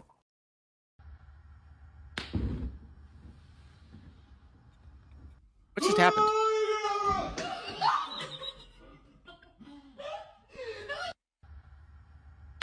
Wait, so it just shoots a plume of flame? I was playing her last night. I thought it came out of her butt. No, that definitely came from the wand. Well, no, I thought think I thought it was saw aimed that on at her butt. TikTok. Oh, I kind of want one of those, honestly. All right, you said a 4 or something. 4:15. Jackson, say I I love. boobies. What? Hell yeah, you do, Jackson. Hell yeah, you do. Boobies. Yeah, right. What? I This kid is my spirit animal. Mm-hmm. love. Boobies. Puppies. Boobies. Boobies. Attaboy. That kid's going places. I told you I stuck with the kid theme because I know that normally gets you, but you didn't like the chicken joke, and apparently you don't find boobies funny. No, I find Boy, that I'm striking out today. he's just my. He might be my kid. I don't know. Why are chickens so funny? Because There has to be a better way to get the ice off the car. I mean, I'm using a discount card, so I'm only getting 15% off. There has to be a better. Wow. Well done. Well said. one more time. There has to be a better way to get the ice off the car. I mean, I'm using a discount card, so I'm only getting 15% off. I thought that would get you. I'll be honest. I think His it's that reaction- though. Afterwards, his fucked it up. noise at the end. No, that's what almost got me. actually. Really, that ruined it for me. I was like, now that is an O'Leary joke. That is a dad joke. That is brilliant. All right, what's next? That's why I said clean delivery. 7:56. 7:56. We're getting 54. Wrong with the parts I give you.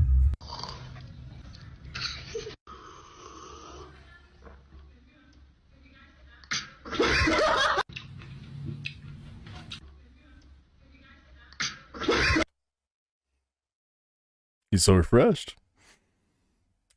You know what he looks like?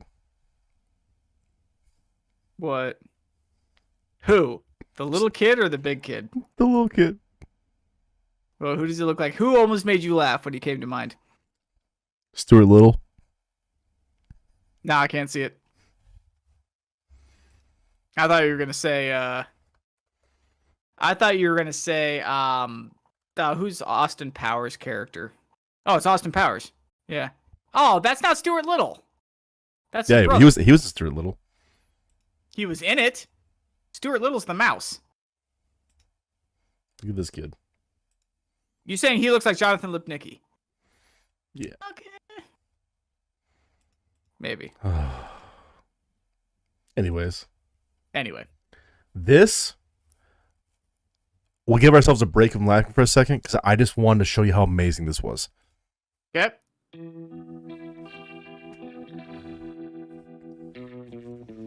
Did you really think I'd just forgive and forget?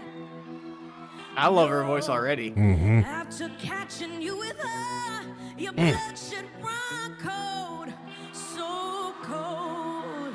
You know Ooh, she nailed that note. you're two-time and cheap lying wannabe. You're a fool. If you thought just let this go. I say Wow. Gives me chills. That raspiness in the back of her voice God. is great. The That was when wow. she does like the amount of emotion in that, Yeah. like gave my body chills. Like, oh. Yeah, I got shivers up and down my spine just then, just hearing that. Wow, Yeah. that was incredibly well done. Good All for right. her. Whoever that is. She's the next Lizzie Hale. Hope so. 'Cause her voice is phenomenal. Now this That guy, was great, Papa, yeah. what is the secret to making your marriage work? Lots of sex. And? And more sex. It's all based on sex. Do you realize you're putting this on Facebook, you idiot? Will you stop? So, Papa, what is the secret to making your marriage work? That is the truth. Lots of sex. And? And more sex. It's all based on sex. Do you realize you're putting this on Facebook, you idiot? lots of sex Hey, he speaks facts. and more sex. Actually, it's all based on sex. Oh, It's tell all you, based on sex. I just well fuck. Yep. Like rabbits. All right, All right, last entry for me is 1333. you got one more after that, actually. I do? Mm-hmm. You sent earlier. What's your name? Vanessa. No, your real name. Vanessa. No, your real name. Frank! Hey, do you care if I... No, your real name. Frank! No, your real name. Vanessa. No, your real name. Frank! Hey, do you care... Vanessa. No, your real name. Oh, that's the man, baby. Hey, do you care if I listen to some white noise to go to school? Bonk! Frank! Frank.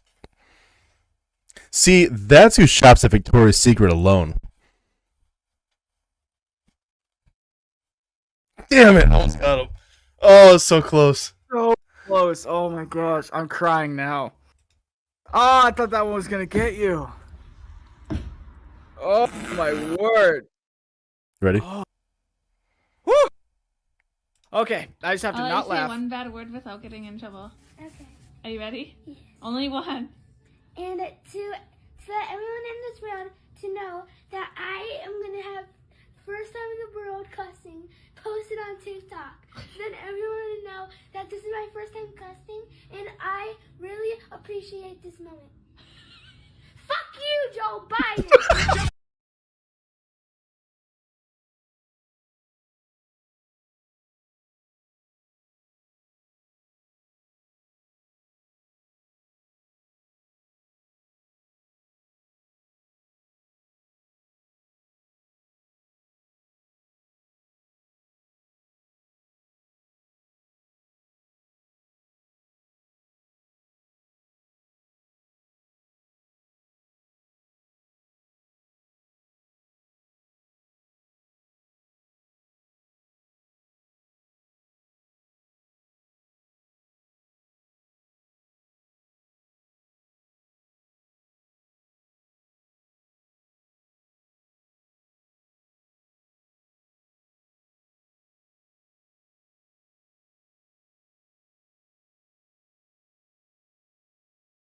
Pretty funny.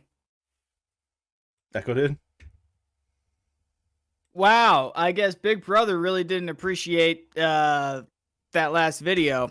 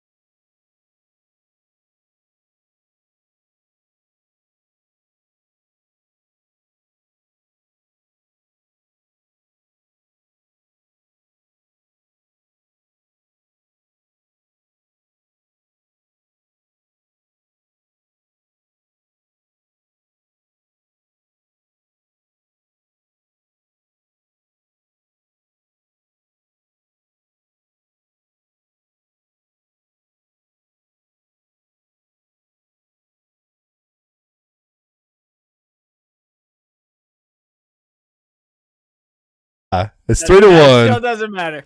Still doesn't matter. Hey, I'm the winner. I didn't get shut out, but who's really the winner here?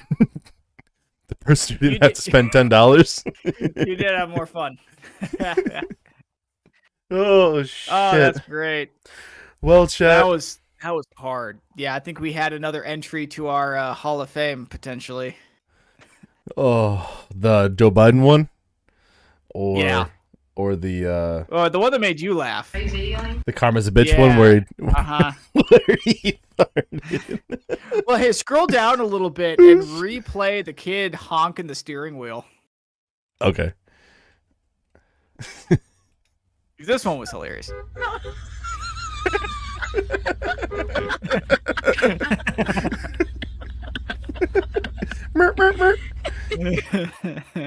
Oh, that was great. What else is there? Here you go. Oh, do it, snowman.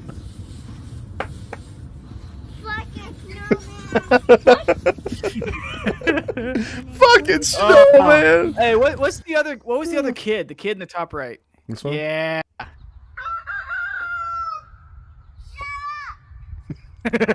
Wait. Little dumbass. Little dumbass. Oh god. Oh, that's great. I thought last Oh week my this one was God. gonna get you, honestly, but it didn't. I think I'm gonna max out my credit card. Look, Mom, I'm American. I'm non-binary. That's transphobic. That's offensive. Look, Mom, I'm American. He also did another one. I'm not binary. He also did another one I saw where he goes, "I'm gonna max out my credit card now."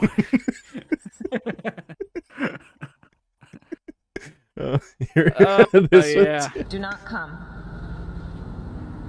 Do not come. I'm gonna come.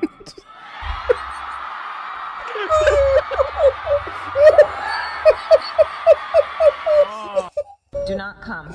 Yes. I'm gonna Do go. not come. Oh. I'm gonna come.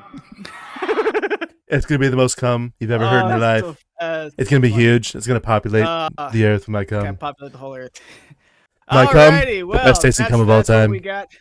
That's what we got for this episode. Thanks, guys. Unfortunately, Jones, you're gonna have to find a way to splice 3 videos together. I'm gonna be honest. This I'm gonna time. send these bitches to Fiverr. Have someone do it for me for $5. I'm not doing this Actually, shit. you know what? Email them to me. I can do it on Bandicoot. Really?